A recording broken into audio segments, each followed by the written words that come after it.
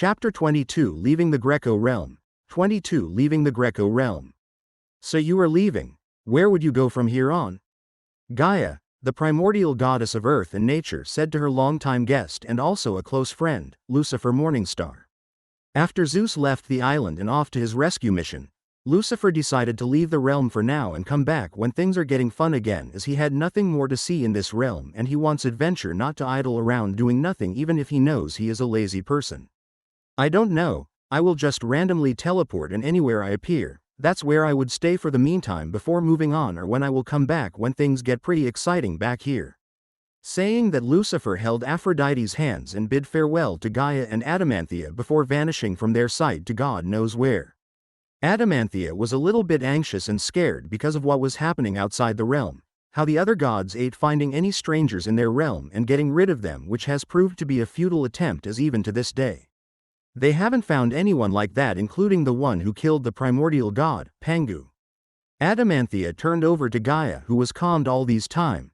Is he going to be alright? I mean, he doesn't know of the dangers out there and we just let him go like that. What if something happens to him? She asked, because even if she knew that Lucifer was very strong, she did not believe he could make it out when he is surrounded by many primal gods and goddesses. He is going to be alright. He is Lucifer after all. He has ways to protect himself. There is nothing to worry about. If anything, you should pray for anyone who would cross his path that they don't piss him off. Gaia wasn't afraid of anything happening to Lucifer, as she knew how capable he is. He is a mysterious being that came out of nowhere, and knowing him for so long, she knew that there is only one thing or being Lucifer shows fear for, and that being is his father. Expect from him, everyone are ants in his eyes. Saying that, Gaia and Adamanthea went back to their separate home and wait for Argia to update them on the latest news about Zeus. Realm of Pangu. Chirp tilde chirp tilde chirp. Sound of birds chirping around a very big and tall mountain that was covered with clouds at the top, filled with the world's energy, giving it a lively glow to it. In the nighttime, the entire mountain would be shrouded in starlight, making it even more beautiful. This is the palace of the mother of all gods and goddesses of the Pangu realm, Nuwa.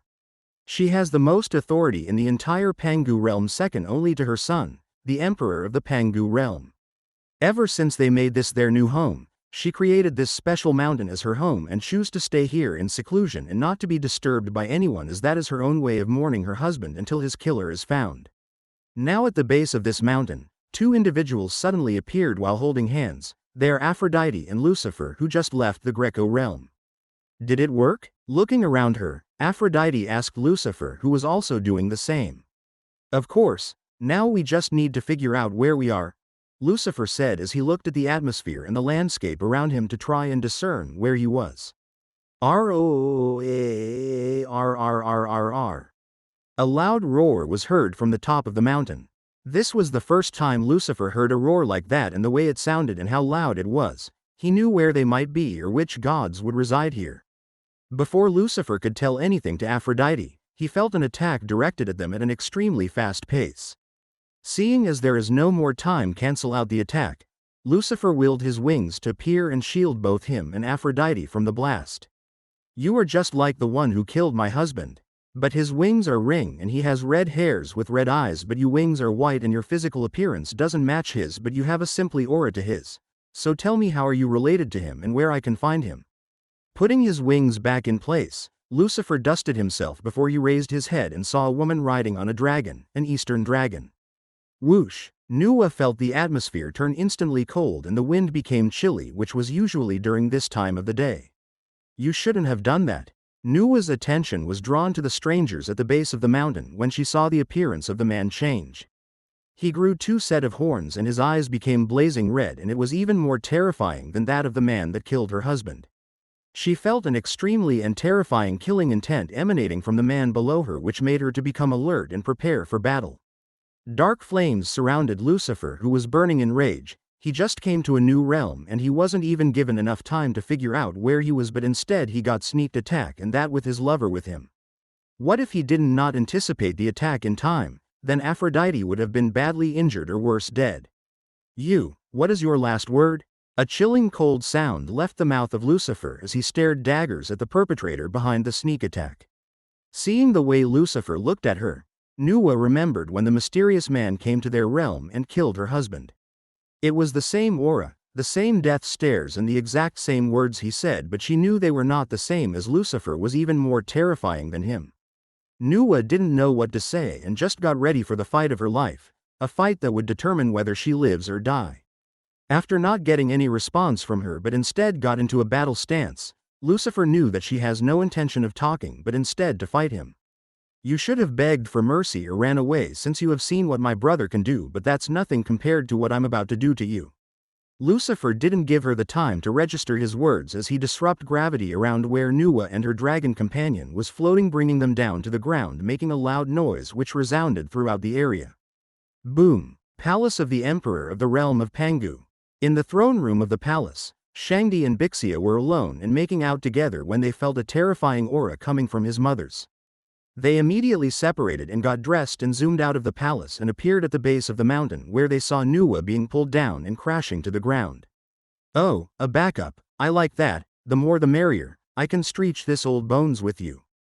A chilling voice caught the attention of both Bixia and Shangdi. They turned to see who just spoke, only for Shangdi to become extremely angry as the man before him bore the same similarities to the one who killed his father.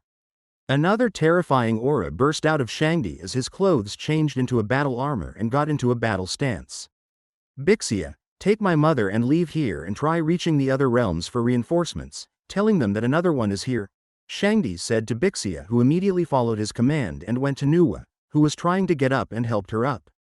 Let's go, mother, you are injured, let Lord Shangdi handle this, Bixia said to Nuwa, who blatantly refused to leave her son alone to die. She stood up straight and told Bixia to go without her while she and Shangdi stall for time until reinforcements arrive.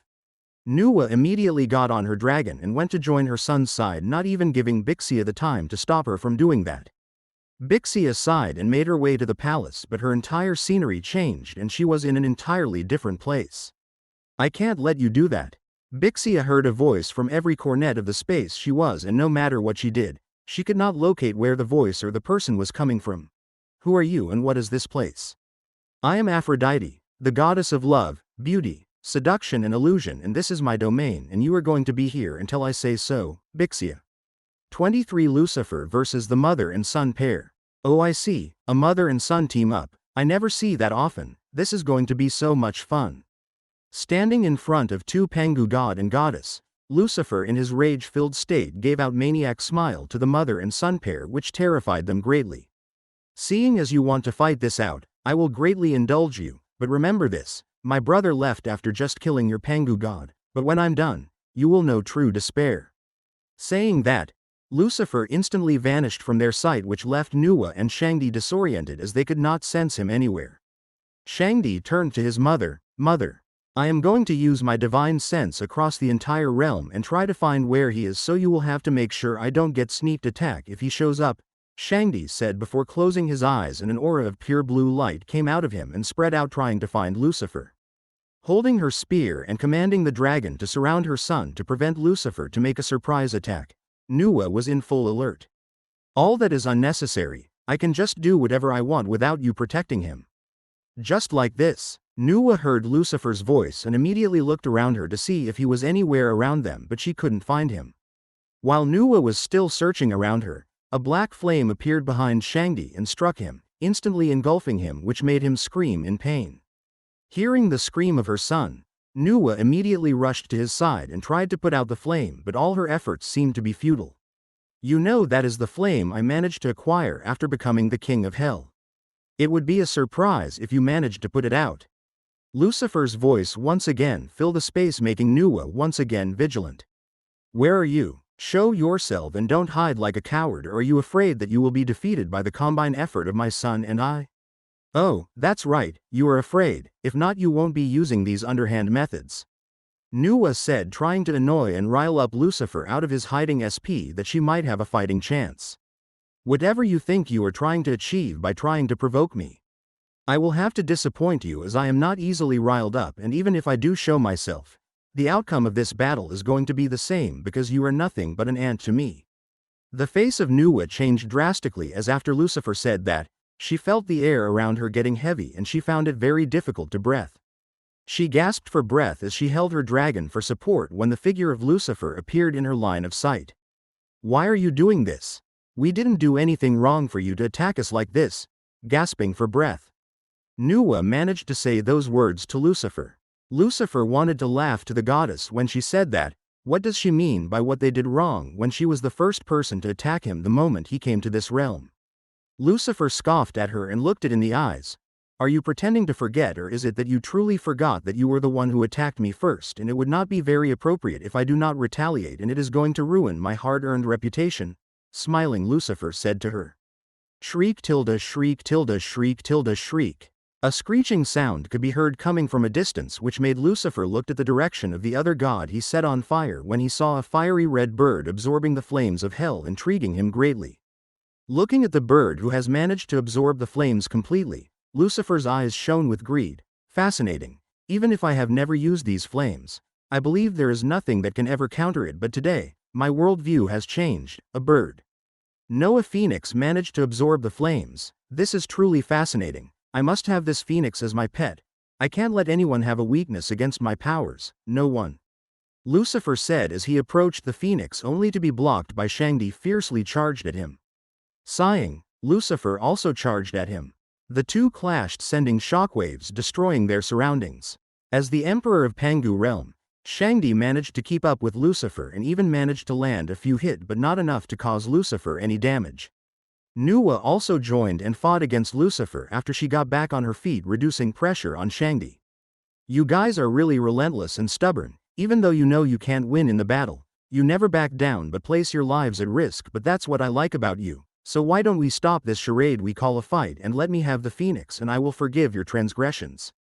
After creating a distance between his two opponents, Lucifer offered them a way out as he truly liked how courageous they were. Never, you are not truly that powerful. We can wear you out and manage to keep you busy and weaken until the reinforcements arrive, and that will mark your end. Intruder. Mistaking Lucifer's offer as a sign of weakness and trying to confuse them into thinking that he was actually offering them a way out, Shangdi refused without even thinking for another second, as he believed Lucifer to not to be truly unkillable now.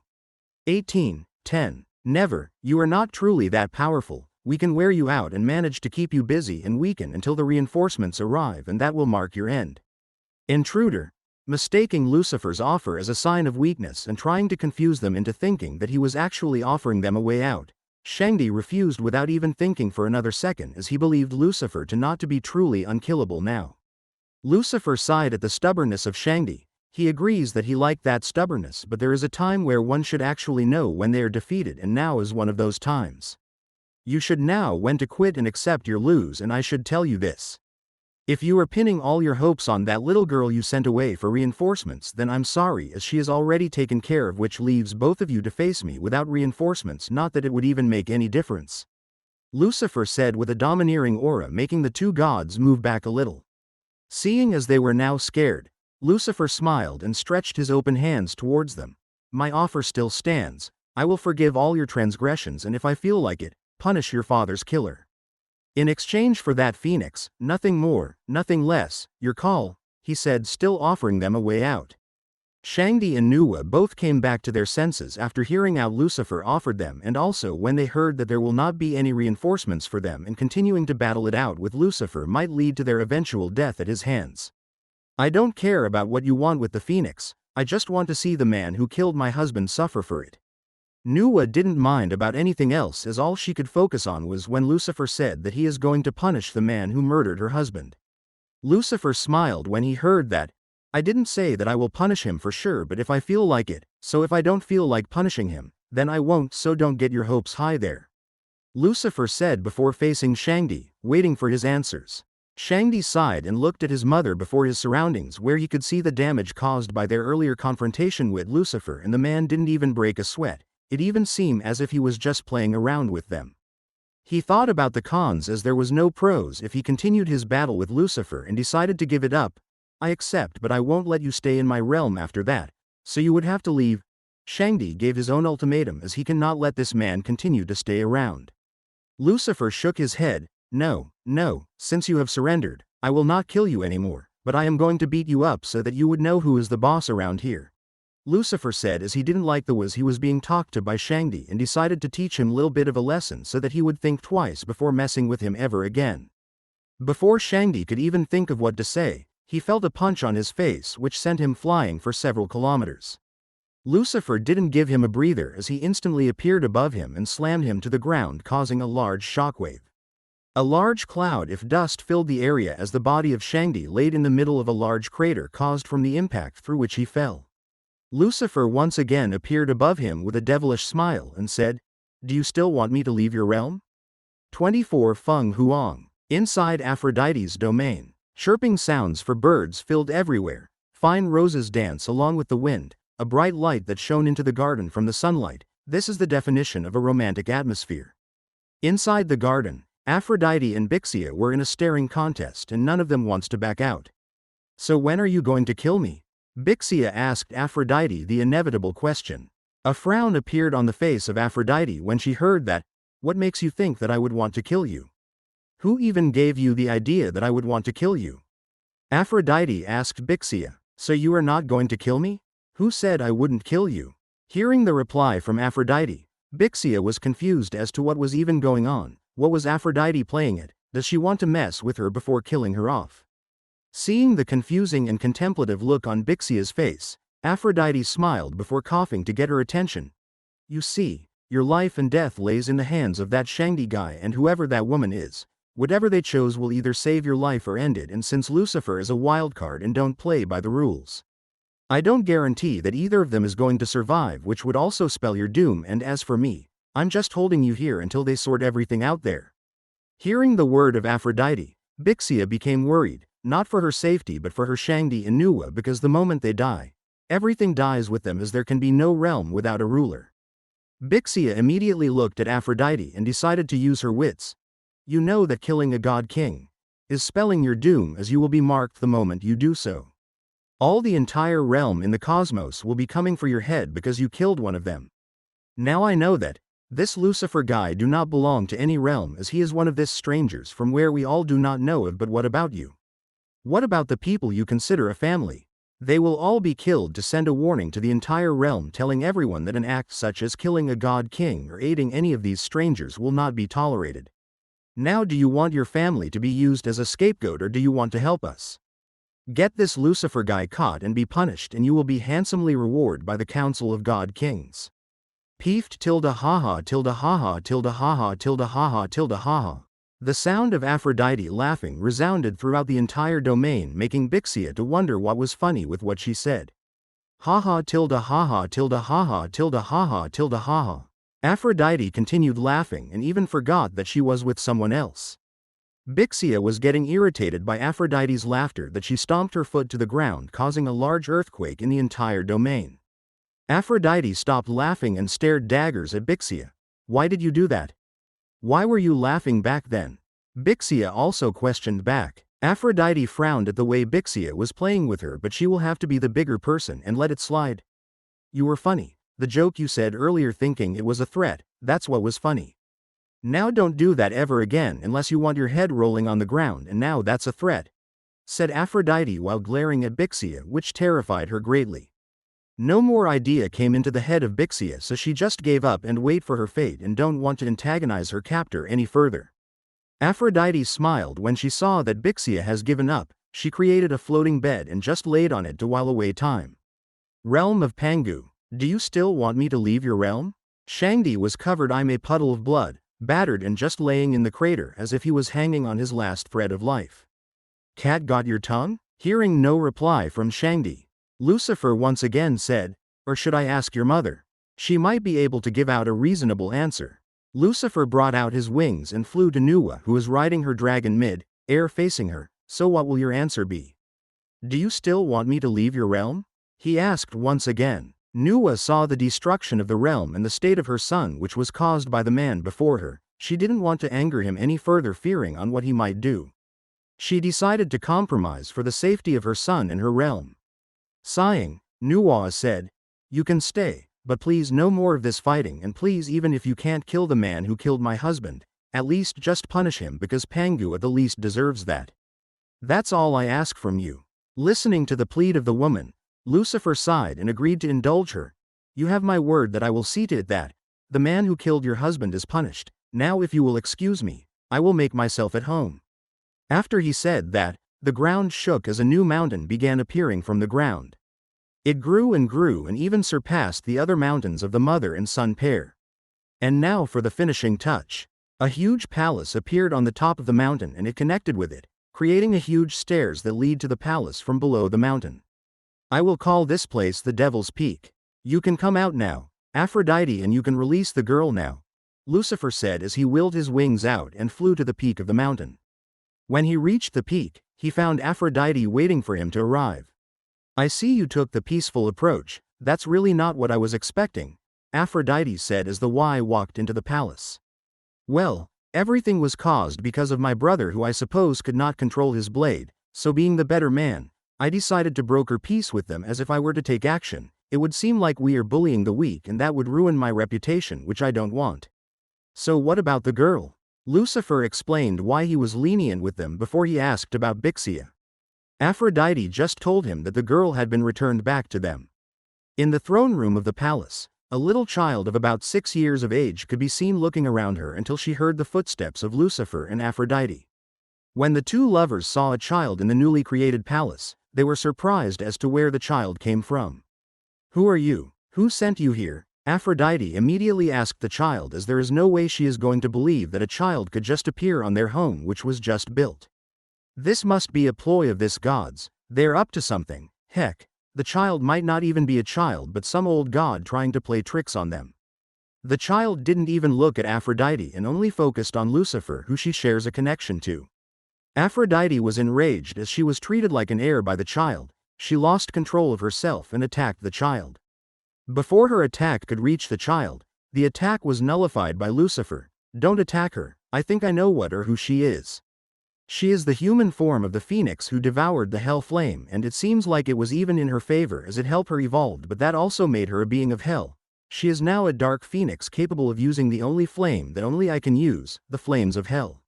She is my pet, Aphrodite, a pet of the devil, the king of hell, said Lucifer, who now knew why he felt a connection to the child earlier. During the confrontation between Shangdi, Nuwa and Lucifer, the phoenix was going under an evolution after devouring the flames of hell, which prevented it from aiding Shangdi and Nuwa. After the phoenix evolved, it could now take on a Hunan form and chose that of a female, and after she transformed, she found out that she was still in her childhood stage. She then felt a certain pull drawing her to the newly built palace where she met her new master, and something resonated within her soul the moment she laid eyes on him. How does something like that even possible in the first place? Aphrodite was confused about what Lucifer just said. I don't know and I don't care, but she will need a name, and I know just the name that would suit her. Feng Huang, the Phoenix of Hell. 25 Undercurrents. Heavenly Jade Palace. The Heavenly Jade Palace is the name of the palace of the Jade Emperor, or simply the Emperor of the Pangu realm. Shangdi didn't like to be referred to as the God King, so he went for the title of the Jade Emperor. In this palace, Nuwa and Bixia were tending to the injuries of Shangdi, as it seems to be healing slower than expected. The two goddesses felt despair as they don't want to lose Shangdi, so they administered everything they had to help him heal. Nuwa paced back and forth in the room and regretted her decision of attacking Lucifer earlier without reason. If she was not blinded by her rage for getting back at the man who murdered her husband, then her son would not be in such a condition. Tears steamed down Bixia's eyes. She was crying for her husband and her ruler. There is no heir to the seat of the Jade Emperor, and him dying will not be good for the realm, as the other god kings will exploit it the moment the opportunity arises. So instead of dilly-dallying, she decided to take matters into her hands. She stood up and arranged her dress before facing her mother-in-law. I will be going to ask Sangji for help, if anyone. He is the only one who can help Shangdi without the council finding out about the situation, Bixia said to Nuwa before leaving the room quickly, as time is not on her side. Nuwa didn't bother to stop her as she knew of who Sangji was. He is also a primordial god like her and the God King, or the Heavenly Father as he called himself, of Koguryo. He is a friend of her late husband Pangu and also a friend of her son. He is the only one who could be trusted among the other god kings. He doesn't involve himself in the political affairs of the council and just want what's best for his realm. After Bixia left, the primal goddess looked outside through the window and saw the new mountain called the Devil's Peak, and an idea came to her. She went over to her son and kissed him on his forehead, then she walked out of the room as she made her way to the Devil's Peak. Devil's Peak. Feng Huang was running around the premises of the palace with Lucifer and Aphrodite sitting on the edge of the mountain. So, what are you going to do now? It has been a week since they came to this realm and Lucifer hasn't done anything other than walking around the palace and playing with Feng Huang. Aphrodite didn't understand what was going on and did not know what he was even planning currently, so she asked him hoping she could get some answers from him. Lucifer turned to face Aphrodite. I am just waiting for things to cool down before exploring this realm before moving to another realm, after which we will go back to the Greco realm, and by then Zeus's rebellion would have already kicked off, said Lucifer as he smiled at her. After getting the answer she needed, Aphrodite went into the palace as she wanted to rest for the time being. As Aphrodite left, Lucifer sighed as he looked at the stars in the sky when he felt a familiar presence coming behind him. What do you want now, goddess? My name is Nuwa. You can address me as that, and the reason why I am here is because my son is healing slowly but he is showing no sign of waking up. I am here to ask if you have done anything to him that is slowly killing him that we overlooked, or you know a way to help him. That would be very helpful. When hearing the name, Nuwa, Lucifer raised a brow as he has heard of a particularly goddess like that from the myths, and that's that. He didn't delve too deep into some of the legends of his old world. He was just versed in the myths of the Greek and Norse, as that was because of some superhero movies and comic he read that was associated to those gods. If not, everything would have been new to him. I don't know anything about your son and I can't help with whatever is going on with your son. You should seek a medical advice, and last I checked, I don't give one. Nuwa closed her eyes when she heard that he can't do anything to help her son. But don't worry, he won't die, not yet. He can still live a few eons before his eventual death. So if I were you, I wouldn't shed any tears, and as for that punishment that I was supposed to give out to the man who murdered your husband, I don't think that's valid, and for your own good, don't pursue the matter. Pangu was meant to die anyway. My brother just happened to be passing around and lend a hand in his death. During the week, Lucifer has pondered about the events and it is going exactly as he knew it. A perfect example is the Greco realm. Even with his presence, things didn't change, instead, it got even more intense. Then he remembered a story about Pangu dying, and with his death, the earth was created, which turns out to be the realm they currently inhabits. So he believed that Pangu's death was already determined and Sadinel just happened to be passing by that day. After putting all the pieces together, he decided to just forget about blaming and punishing him and focus on other things like exploring the vast cosmos. But you gave your word, are you just? Before Nuwa could complete whatever she wanted to say, Feng Huang appeared behind her with her hands on her neck coated with hell flames. Leave, I have been too lenient with you since my visit. You don't want to say my bad side. I will punish whoever deserves to be punished, and Sadinel is not to be blamed. If you want to blame someone, blame it on whoever is pulling the strings, and I doubt that you can do anything to him, as even I am an ant in front of him, so just be a good girl and crawl back to your palace and get over your husband's death and move on. You are a beautiful woman. You don't want to grieve over someone who longer exists for the rest of your immortal life, do you? Tears kept pouring out of Nuwa's eyes as Lucifer kept on saying all those things to her. She stood there glaring at him, and all she could think of was rushing at him and drive her spear through his heart and ending his life. But she knew that all of it was just her wishful thinking, as she would be the one to end up dead. She cleared her tears and turned around to leave, but she stopped as apparently Lucifer still has something to say.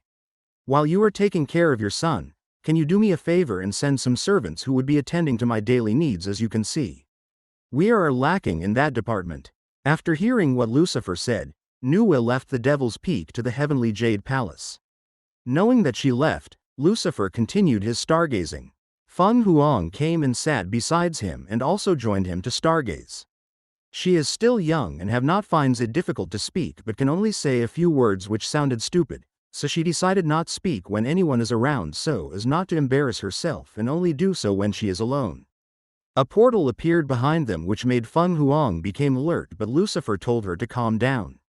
Go into that portal. It will lead you to an island where you will meet a nymph called Adamanthia. Tell her I sent you. However, you can tell that she should give you a fruit. She will know what that means. When she gives you the fruit, eat of it and it will help you greatly with your growth. Off you go. Feng Huang hugged Lucifer tightly. Thank, she said before sprinting into the portal. Lucifer laughed at her antics and had only one word for it, and that's cute. Peace and quietness returned to the peak as Lucifer relished on it and closed his eyes as he enjoyed the night. Realm of Hindu. A man sat inside a cave looking haggard and bleeding. He was hanging on the last thread of his life and used what was left of his energy to call for help. I must warn. I have to survive. I must tell them. The man did not want to give up now as he has something very important to tell some other people like him. He held on for as long as he could. After waiting for some time, he decided to give up and hope they would be able to overcome the trials ahead of them. He was slowly losing his consciousness when he heard some voices he knew too well. Finally, they arrived. 26 What are you planning, brother? Realm of Hindu. How is he? Two people, a man and a woman, were standing at a door leading to a room where another man came out from. His condition is improving, but he is still unconscious for the moment and it will take a longer time for him to regain himself, so until then, we have to find out what or who attacked him. Any ideas? The man who came out of the room said. He has a light blue skin, black eyes and long wavy black hairs. He is Vishnu, one of the primordial gods. He is the primal god of preservation. The other two people, the man and the woman, both have a normal fair skin. They are Brahma, the primal god of creation, and Shakti, the primal goddess of creative energy, and also the wife of Lord Shiva, the man who is currently bedridden. They found him in a cave in an uninhabitable area in their realm when he was close to death. They immediately took him out of there and brought him back to their temple where they reside to be treated, which managed to stabilize his condition but not enough to take away all the damage he felt. I may have known something, said Shakti, who was shedding tears for her lover. What is it that you know, woman? Brahma, who acts as the oldest among the Hindu primordial gods even if is not the god king. Shakti cleared her tears as she took a sit. It was 100 years ago. Lord Shiva felt a foreign presence in the realm, so he sent out his minions to track down the stranger, and if it is a threat, they should take care of it. It was supposed to be just that simple, but something went wrong and he had to check it out himself, and that's how he disappeared and was missing all these years until he sent the message today. The goddess narrated what happened and how their god king ended up in this condition. Sighing, Vishnu ran his hands through his head as he was lost at what to do. This must be the doing of the one who murdered Pangu. The timing cannot be a coincidence. He didn't show up until we started looking for him, and maybe he knew about Shiva's ability to make those demon creatures, so he came for him first. Vishnu said what he thought of the situation to the rest. After a careful thought on what Vishnu said, both the two gods had to disagree with it, as if that was the case, then Shiva would have been dead by now from the way Shangdi described him to be. He would not let go of Shiva unless he made sure he was dead, which made them believe it was someone else, but who could that be? We don't know who did this or where they could be. But what we do know is that there are now two of these strangers out there and we must be on alert all the time. We don't know why or what they are trying to achieve and when they will strike. Shakti, you will be by the side of Shiva all the time until he wakes up. Don't let anyone, not even the servants, get close to him. We don't know if they have already infiltrated into the temple. Vishnu and I will handle the rest. Brahma gave out instructions to Shakti, who nodded and entered Shiva's room while Vishnu and Brahma were left outside. There was a brief silence as they contemplated their next course of action. As if knowing what Vishnu was thinking, Brahma asked, "Are you also having second thoughts on reporting this matter to the council?" Vishnu nodded his head. "I don't trust those guys anymore. With all these things going on, I don't think I can trust anyone anymore. For all I know, one of the gods might be the one pulling the strings and trying to cause chaos, but for what reason I don't know," Vishnu said while looking around him. Placing his hands on Vishnu's shoulder, Brahma said, "We just need to watch our backs, and as for the council, we will not bring up this matter to them and just let it be for now until we know who to trust and who not to." "You understand?" Vishnu nodded his head in understanding. With that out of the way, the two gods left the temple in search of whoever made Shiva like that. That's if they are even still in the realm. Realm of Shinto. Debris of rock floated in the open space. Craters filled the earth. Mountains were flattened as two people with destructive aura clashed together as they exchanged blows after blows, not minding the damage they were doing to the landscape. "I'm impressed. You managed to stand your ground against me even though I'm not using my full strength. You've now earned the required strength to bear the tittle of the Herald of Wrath, Susano." One of the men with red blazing hair said to the other man. They are Sadinel and Susano. They were currently training as Sadinel still deemed him weak and had to make sure he was strong enough to be his underling, which have proven to be quite fruitful. Susano didn't say anything and just continued his attack on Sadinel, who simply smiled and deflected his attacks. They continued exchanging blows after blows, and none of them seems to want to stop, as they were too immense in the fight, even to the point of it clouding their senses. In a confined area around where Sadinel was training Susano, a man with black hair and a slim and athletic build was sitting on a floating rock as he observed the exchange with a smile on his face. He has been here for a long time, and he was amused when he saw Sadinel teaching someone and wasting his time grooming them in his own image. The Sadinel that he knows does not even bat an eye to the two most revered ones back in Celestial City, and now he is acting as a mentor. Bullshit. He must be up to something, and I am going to figure out just what he is planning. Hee.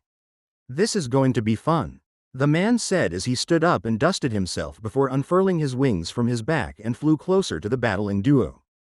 Bam tilde bam tilde bam tilde bam. Geez, they should think about the damage they're doing to the environment. Poor land receiving the aftermath of two battle maniacs just flexing their muscles, the man said as he got closer to the battleground, which has turned into something else.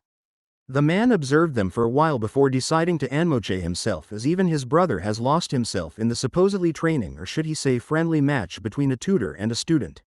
Sadinel, my wonderful and lovely brother, I see you are quite busy, which is a surprise given what made you busy. The collision between Sadinel and Susano ceased when they heard the new man's voice. Sadinel turned to look at the man and saw that it was just Moronwell, the greedy bastard. I see you have gotten yourself some fine jewelries. Where did you steal those from, brother? It is not a secret anymore to any of the angels that Moronwell always has eyes for something that wasn't his, and he fancies, and after their fall, he became unrestrained and does whatever he wants to do. How could you think of me like that, brother? Is this what I get for coming to pay my favorite brother a visit? Moronwell acted as if he was hurt from what Sadinel said. Oh come on, we all know that nobody is your favorite sibling, and you only watch out for yourself, and you just came to see me when you sensed my presence in this realm. Nothing else. Now since you have seen me, you can now leave and let me continue my spar with the boy here. Sadinel was not going to buy Moronwell's act and immediately tried to chase him, as he knew that the guy was up to no good. Moronwell acted as if he didn't hear what Sadinel said and found one of the floating rocks and sat on them. Susano frowned when he saw that Moronwell had no intention of leaving. Hey, didn't you listen to what he just said? He said leave, not sit down and watch. Haha tilde haha tilde haha tilde haha tilde haha. Moronwell burst out laughing when he heard the child talking to him with that tone. Sadinel sighed as he have to teach Susano some other things, and not just only to fight, as clearly this guy do not know when to shut up and when to speak. If he does nothing about it, the kid might get himself killed very soon.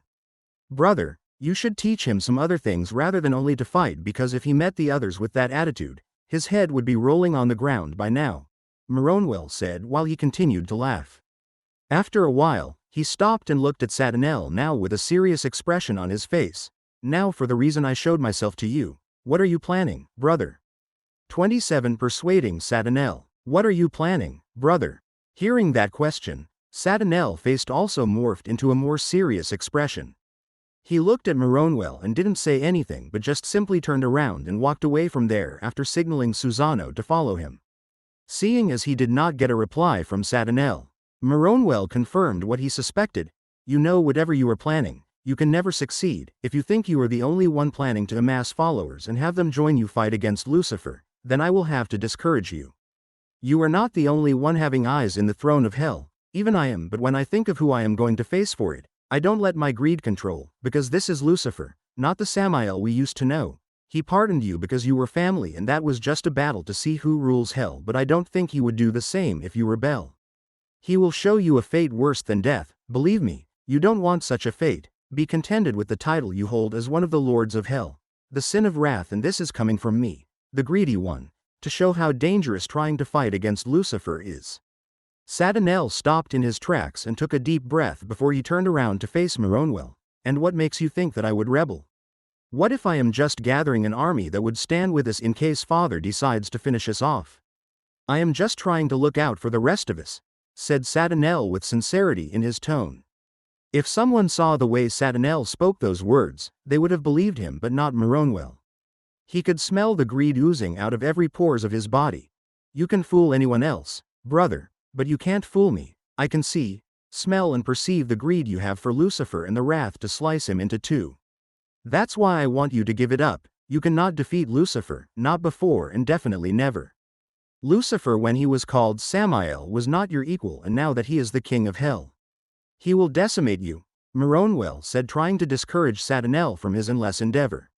Stop beating around the bush and tell me why you are so adamant in persuading me from rebelling. Sadinel didn't hide it anymore that he was truly going for the throne of hell, but what he did not get is how Moronwell is trying so hard to stop him. Moronwell sighed after Sadinel confirmed his rebellion. This is common knowledge to everyone in hell. Lucifer is now a god. He is like Father but on a lower scale, but even with that, he is now an unstoppable force. You may not know all these because you were unconscious, but the moment Lucifer sat on the throne of hell after your defeat, we all bowed out of respect to the king of hell, and that's when we all experienced the new changes in our body. And what was the cause of it? We are now what is called sin holders. We are the embodiment of sin. We each have one sin. Like you Re the sin of wrath. I am the sin of greed. Asmodeus the sin of list. Amiel the sin of envy. Coriel the sin of sloth. Burial the sin of gluttony, and Lucifer the sin of pride. I know all that, so what is there to be afraid of? He is also just a knockoff copy of Father. I can take him, I just need time. Sadinel said as he was getting impatient with Moronwell, as he believed him to be just wasting his time. Moronwell shake his head as Sadinel has become brain dead to even pick up what he is talking about. He just have to be the one to tell him, you don't know anything, do you? All those years in hell and you haven't noticed anything different about him. Guess I just have to tell you myself. After your defeat by the hands of Lucifer and became unconscious, when we all awakened our sins, Lucifer didn't just awaken the sin of pride, he got all of our sins. That was his perk of being the king of hell, the devil. Now you must know why you have to stop your pointless rebellion. He is no longer our match. You just have to live with that, brother. Sadinel couldn't believe what he just heard. He had been in hell for over 10 million years and none of them point that out for him? It was like he was running into Lucifer's trap all along. It was as if Lucifer knew he was going to rebel the moment he got a chance and just let him be, and when he strikes, he would be the laughing stock of them all and also the scapegoat to cement Lucifer's position as the king of hell. The moment he left hell, he has started amassing underlings to aid him in his rebellion, but now, it was all for naught. It wouldn't be a surprise that Lucifer also has his own forces he has been gathering. How laughable. Ha tilde ha tilde ha tilde ha tilde ha. Sadinel laughed out loud at his own naivety. He couldn't read the situation and just wanted to rush to his own downfall. Moronwell sighed when he saw that Sadinel has gone mad from knowing that he has no hope of ever standing against Lucifer. He turned to look at the student of his brother, Brat, when he is finally back to his senses. You tell him that if he still wants to carry on his stupid plan, then he should not blame anyone but himself when no one sides with him and to curry favor with Lucifer. I might tell him of your master's little plan. Tell him not to take that personal. I'm just doing what I have to do to survive, and that's siding with the winning side, that's all. Moronwell stood up and dusted himself and took one last look at Susano. You won, good lad, so here is a parting gift from me. Moronwell said as he brought out 2 swords from God knows where and gave it to Susano, who looked at them with glistering eyes and said, these are the Kusanagi no Tsurugi and Tatsuka no Tsurugi sword. Where did you get them from? Moronwell smiled as he saw the reaction of the brat. Well, I got that from robbing the treasury of your father. I figured since I am not a fan of swords, I should gift you one for the trouble that I am about to put you in. Fair warning, when you pass my message to my brother, make sure to keep a large distance. You will thank me later, Moronwell said before running away to go to his next heist. Susano didn't even focus on the departing figure of Moronwell as he just gazed at his new swords. The most famous sword of both his father and mother. Every one of his siblings yearned to wield one of these swords one day, and here he was holding both of them. He was happy and wished he could see the face of Izanagi, his father, when his favorite child ascend the throne, only to find out that his sword which he's supposed to gift to his daughter is gone. It will be truly hilarious. Susano decided to put the swords away for now and waited for Sadinel to get back to his senses. And like that almost an hour passed before he calmed down from his crazy laughter. He did not sense the presence of his brother anymore, so he turned to his student. What did he say to you before he left? Sadinel asked as he knew that Moronwell would not just leave like that. Taking the advice of Moronwell, Susano started creating space between him and his master. He didn't stop until he has created a very big distance from Sadinel before he cleared his throat and said, "He said to tell you that." Susano started passing the message of Moronwell to Sadinel, who was getting furious as he kept listening to the message. Boom! A very destructive aura burst out of Sadinel that it even affected Susano, who created a considerable amount of distance between them. Sadinel was furious for what his brother said. He must teach that bastard a lesson for him to know his place. Elsewhere, a man with wings was flying through the open air when he felt a certain disturbance in the air. He stopped and looked the direction he just came from and sighed. I hope that would discourage him rebelling entirely when he knows none of us are going to aid him in any way and just take Lucifer as his king. If not, I fear what Lucifer is going to do to him. Moronwell said before he continued his flight to his next target to steal from. 28 Messing with the gods of Pangu. Realm of Pangu. Devil's Peak. The Devil's Peak has become very lively as servants could be seen walking around and attending to their daily chores. At the base of the mountain, Shangdi, his wife, Bixia and his mother, Nuwa stood pissed there as they wanted to see Lucifer but were told to wait by the servant positioned there until they got a confirmation from the Lord of the Devil's Peak. Apparently, even our own are loyal to him now, Bixia complained when she saw the way they treated them like complete strangers. Control your temper, Bixia, we don't want to antagonize him any further. Remember, we're here to foster good relationship with him and see if we can secure our safety in the upcoming war with his kind, said Shangdi as he did not want another fight between Lucifer and him, not during this hard times. As they were talking, they saw a servant walk up to them. The Lord says you can come meet him but you must not fly up to the peak but walk through the stairs, the servant said as she pointed at the long stairs that led to the palace. After the servant said that, she immediately left them as she has other things that require her attention. After the servant left, the face of the three gods turned ugly as they processed what the servant said. They were expected to use the stairs when everyone knows that the Devil's Peak is the tallest mountain in the entire realm of Pangu, and now they were told not to fly up there but to use the stairway.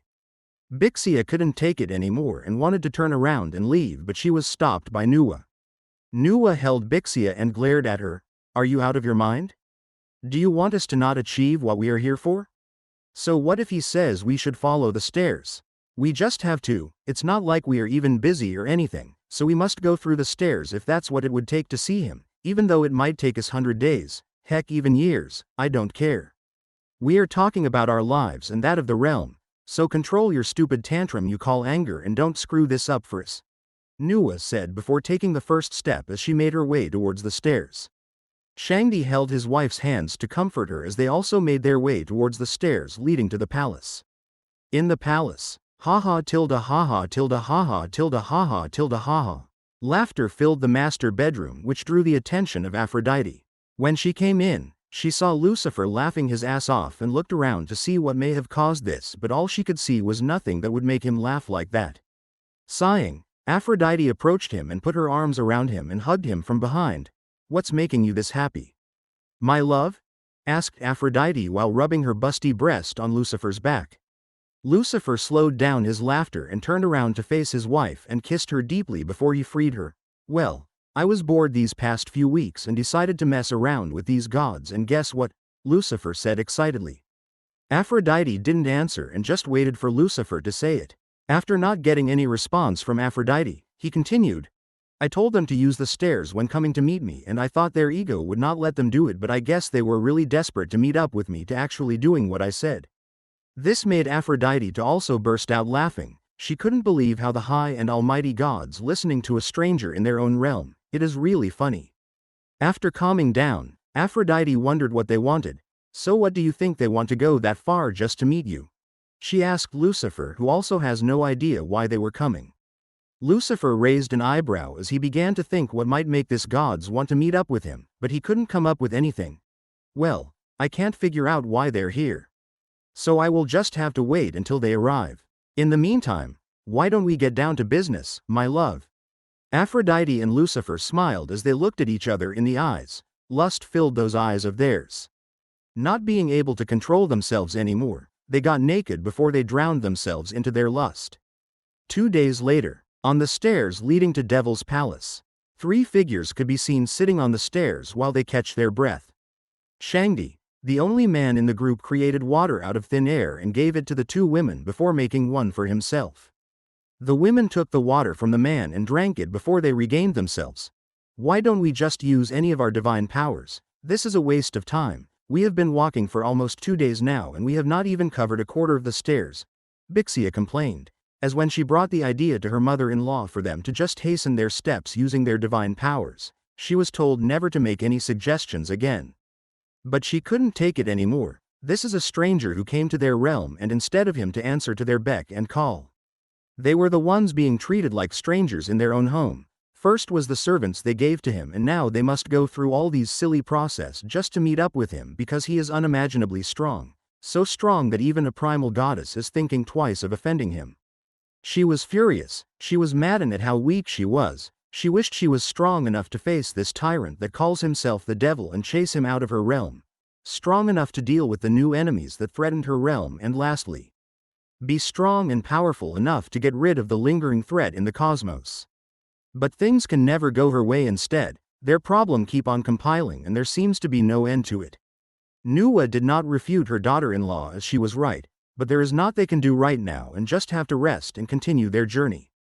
Nuwa stood up after regaining her strength.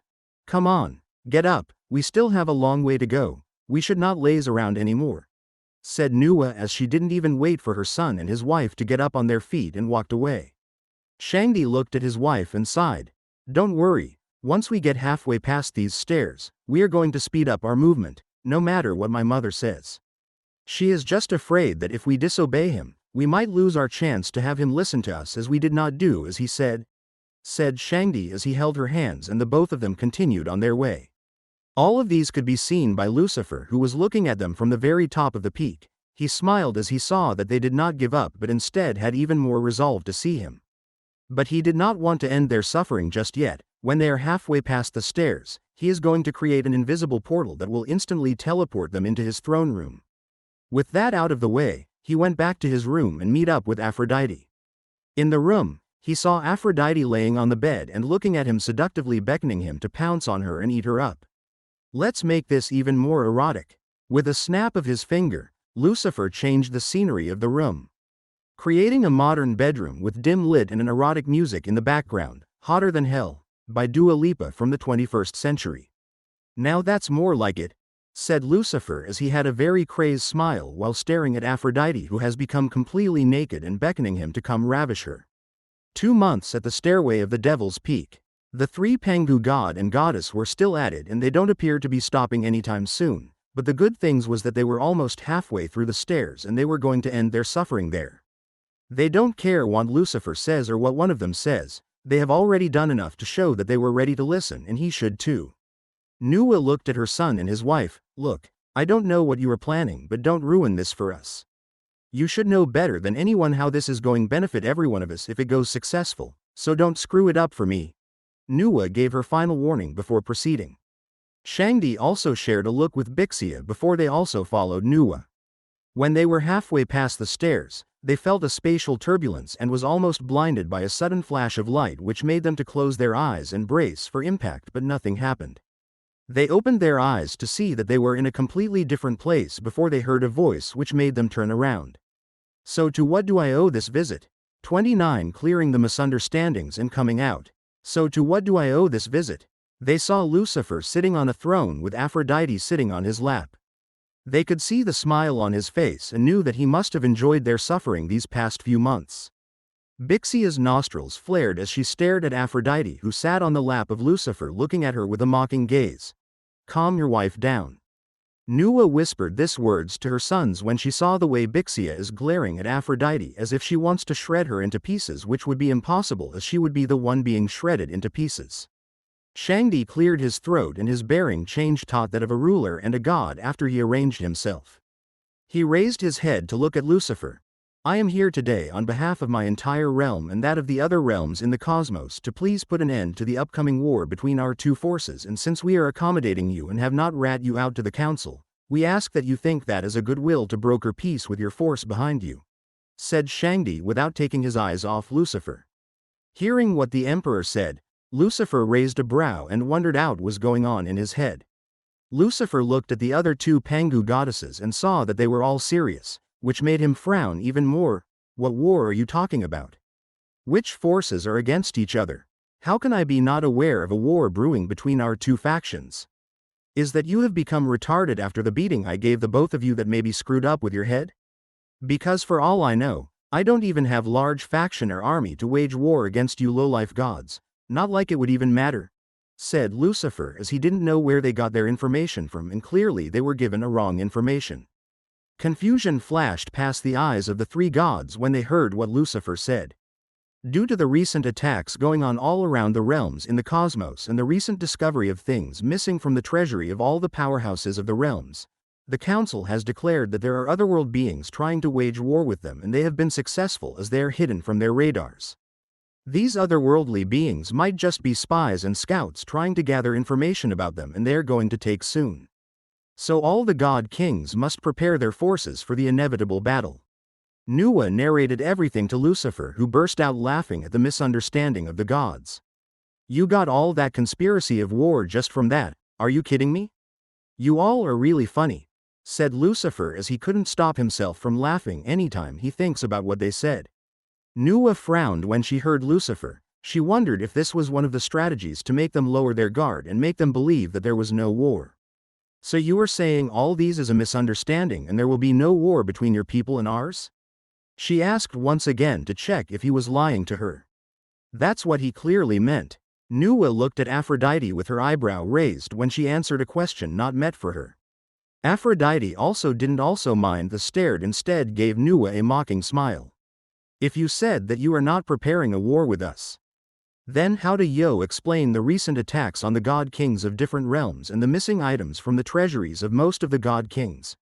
Ignoring the look given to her by Aphrodite, Nuwa focused on the most pressing matter that brought them here. What can I say? My siblings have a very nasty behaviors which they can hardly control. And as for the attacks, give me an example and don't talk about your dead husband. I have told you, he was destined to die that day and my brother happened to pass by and help with the process, said Lucifer, trying to clear the misunderstanding. Bixia and Shangdi were shocked by the revelation that just heard from Lucifer. With a shaking voice and a teary eyes, Shangdi walked to his mother, held her shoulders and looked her in the eyes. What does he mean by my father was supposed to die that day? What does he mean by that, mother? He said, wanting to know the truth of his father's death. Oh, grow up, you too old to be crying over a dead man. I bet he doesn't even love you and only watch out for himself, and here you are crying over that. I pity you. For all we know, you might have even been the one to kill your father and my brother just saved you from that fate as clearly. You gods like to usurp the throne of your fathers and rule for yourself, and I myself am not an exception of that, but in my case, I will always fail, but you stand a chance to defeat your father. So stop pretending like you actually care about your father and let's come back to what we were talking about, because unlike you, I am a very busy person. For a brief moment there, Lucifer could see a pattern in very myth and legends from his past life being almost similar to each other, including his. A son rebelling against their father to sit on their throne, something he himself actually did, but he failed to usurp his father and instead got thrown to hell, whereas the gods succeeded in doing that. But he didn't dwell too much on the matter and just shoved it to the back of his head and focused on the issue on ground. Shish, we will talk about this later, but for now, why don't we focus on what really brought us here? Nuwa told her son, which calmed him down, but he was still glaring at Lucifer, who didn't even put him in his eyes. After she was done with the son, Nuwa turned to Lucifer and continued. There has been a recent attack on Lord Shiva. Brahma and Vishnu said that they found him on the verge of dying but managed to preserve his life, but he is still in comatose state and they don't know when he might regain his consciousness. Also, they found something peculiar. It was as if a part of his divinity is gone, which left him like that, and we don't know someone who can actually do something like that, which brought us to you. You might know something about that. After hearing what Nuwa said, Lucifer sighed, as he knew of one person who is capable of doing something like stealing something like a divinity, and that guy can be troublesome to deal with sometimes as his greed knows no bound. Lucifer didn't answer as he waits for Nuwa to continue before saying anything. Seeing as Lucifer was not saying anything, Nuwa got the message and beckoned her son to say the rest. Shangdi, still pissed off by what Lucifer said, glared at Lucifer, which only earned him a smile, infuriating him even more, but he controlled himself. Ahem.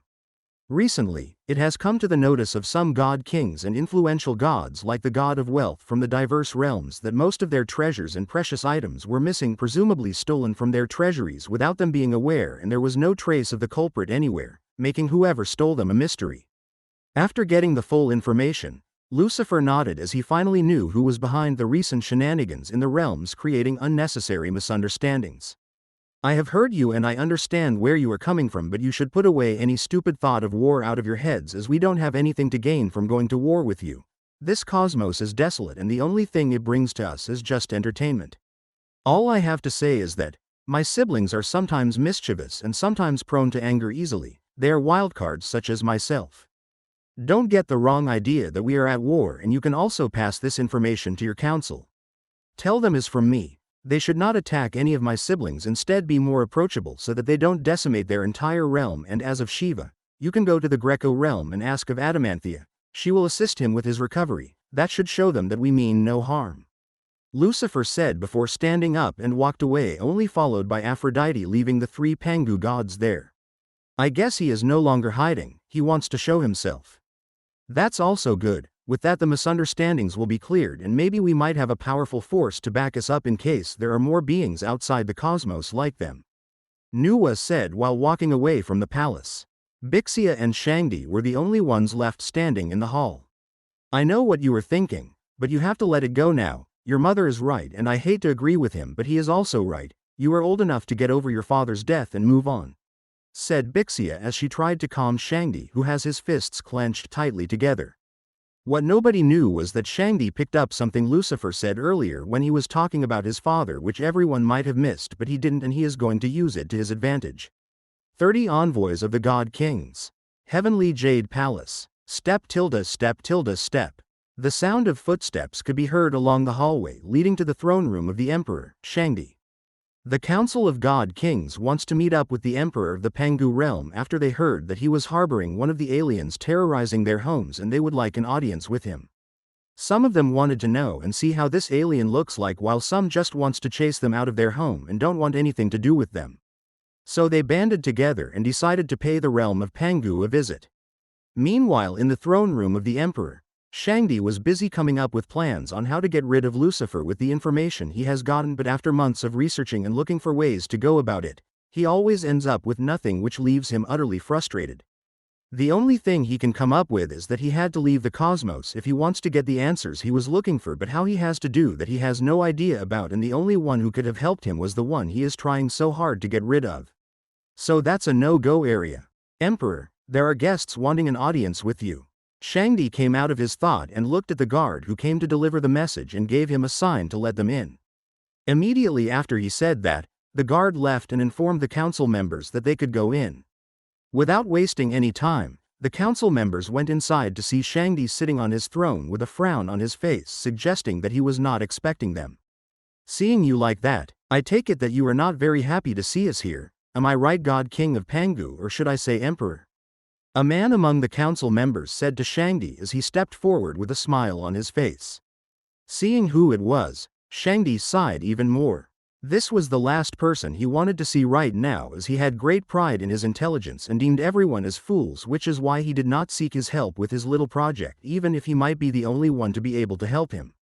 He is Tezcatlipoca, the son of Ometeotl and Ometacutli, the 2 primal gods of the Aztec realm.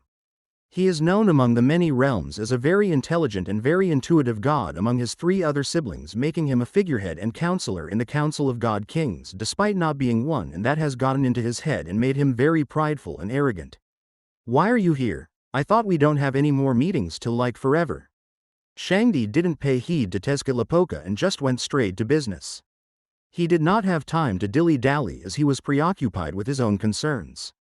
He looked around the council members and found out that the gods and goddesses here are the successors of the various realms in the cosmos, except from some realms that the primordial gods refuse to step down and let the new generation of gods step in. We are here to see the one you call the devil. We would like an audience with him, so we implore you to set up a meeting with him. Stepping out of the crowd, Bast, the feline-looking goddess of protection, pleasure, and the bringer of good health. One of the many goddesses of the Kemet realm. Shangdi didn't answer her and just raised his hands and pointed at the direction of the Devil's Peak before he said, "You can find who you are looking for there. Now if there is nothing else you want from me, then you can use the door," he said as he wanted them out of here quickly so that he can get back to what he was doing, especially that Tezcatlipoca guy. One of the council members who did not like the way they were brushed off by Shangdi burst out in anger.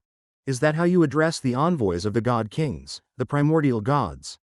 You have no regards for any of them anymore because you now hold the same title as them, right? I wonder what would happen when that title is stripped from you. What's going to happen then, young emperor? That's not the way you talk to him, Sekhmet. Like you said, he is also a god king or emperor like the way he puts it, and you disrespecting him inside his own realm would not be God for all of us. Please forgive my sister for her outbursts. She is prone to anger and finds it very hard to control herself." Bast, seeing who it was that caused the commotion, immediately interceded and apologized on her behalf before a fight break out between them. Sekhmet also has similar features to her sister, Bast, a feline look. She is the goddess of the hot desert sun, plague, chaos, war, and healing. She is very hot-blooded and easily prone to anger. She always hated her father for depriving him of her title as his eyes and instead gave it to the goody Bast, but she also respect him because of his power as the god king of the Kemet realm, and she won't let someone, even if they are the ruler of their own realm, indirectly insult him. Shangdi looked at this impulsive goddess before he looked at the envoys, specifically Bast. "You can leave, but next time, don't bring her along or I might have to end her life." "Off you go," he said, and this time he didn't even give any of them a chance to do anything and just snapped his fingers, teleporting them outside the Heavenly Jade Palace using his powers as the Emperor of the Pangu realm. Good riddance, outside the Heavenly Jade Palace. How dare him treat us like that and even have the audacity to threaten me? I must deal with him. Sekhmet was fuming in anger as she was just looked down upon by a boy who just became a ruler of his realm just because his father died, and he even threatened her on top of it all.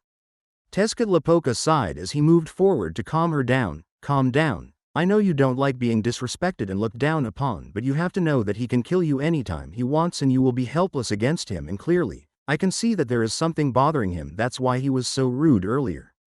On a normal day, he is quite tolerable." Sekhmet glared at Tezcatlipoca because she knew he was up to something and she will not give him the chance to achieve it. She walked away furiously, leaving a very embarrassed Tezcatlipoca. Without wasting any more time, the council members all made their way towards the Devil Peak. Somewhere in the realm of Pangu, in a bustling and busy place in the realm of Pangu, Lucifer and Aphrodite were taking a stroll there and taking in the beauty and artistic cultures they have to offer. "Wow, look at how handsome that man is. He is the dream of every woman and I can't wait to pow on him. Are you crazy? Can't you see the woman besides him? We are not even that beautiful compared to her, and you think he would take notice of you? Quit dreaming. He is every woman's dream, but it is a dream that we can't reach. That does not mean I don't have a chance. I bet a man like him would not be satisfied with only one woman, and that's where I will come in. I like your optimistic nature, but you have to stop your daydreaming before you hurt yourself." Just saying. "Wow, who is that woman with the man? She is so beautiful. I don't know myself, but I think it has something to do with that new mountain called the Devil's Peak. She is so beautiful. The man besides her does not deserve someone like her. So what are you going to do about it, huh? Are you thinking of going against the devil, as they call him, and get yourself killed? What is he? He is just another god, nothing fancy. I can kill him with my eyes closed. If even the emperor can't do it, what makes you think you can? The emperor is a wuss. He should be replaced very soon, if not this realm would be destroyed and we would not know how that happened." Numerous men and women made various comments about Lucifer and Aphrodite when they saw them. Lucifer smiled as he heard what all the people said, especially the men, as one of them might even go missing tonight. "I know you are thinking of getting rid of some pest, but first, let's enjoy what this Fanwa place has to offer." Chapter 31. What do you think you are doing? I know you are thinking of getting rid of some pest, but first, let's enjoy what this Fanwa place has to offer. Walking hand in hand, Lucifer and Aphrodite explored the Fanwa recreation ground. A place where gods could relax and hang out from time to time with their lovers. While they were busy having fun, someone covered in dark aura and wore a cloak covering their features were staring at Lucifer intensely, which did not go by Lucifer, but he just shoved it at the back of his head as nothing can faze him. Not from these low-level gods. Noticing that they had been discovered, the person quickly left that area and looked for another place to hide and observe its target. Thought he wouldn't leave, Lucifer said, which caught the attention of Aphrodite. Who was that? She asked, looking at him with concern. Lucifer smiled as he pecked her on her lips. Just a cheap ripoff of my personage. No one worth mentioning, said Lucifer after he separated from her. Aphrodite didn't dwell on the matter and continued with their fun night. She can't let anything ruin her evening. Elsewhere, shit, I almost got caught. Right now I don't think I can continue to follow him anymore. I have to lay low for now. A man with a stature built like that for a bull and also had a horn like a bull. He is the first being born from the darkest and hideous place of the Pangu realm, hidden from even the prying eyes of the emperor.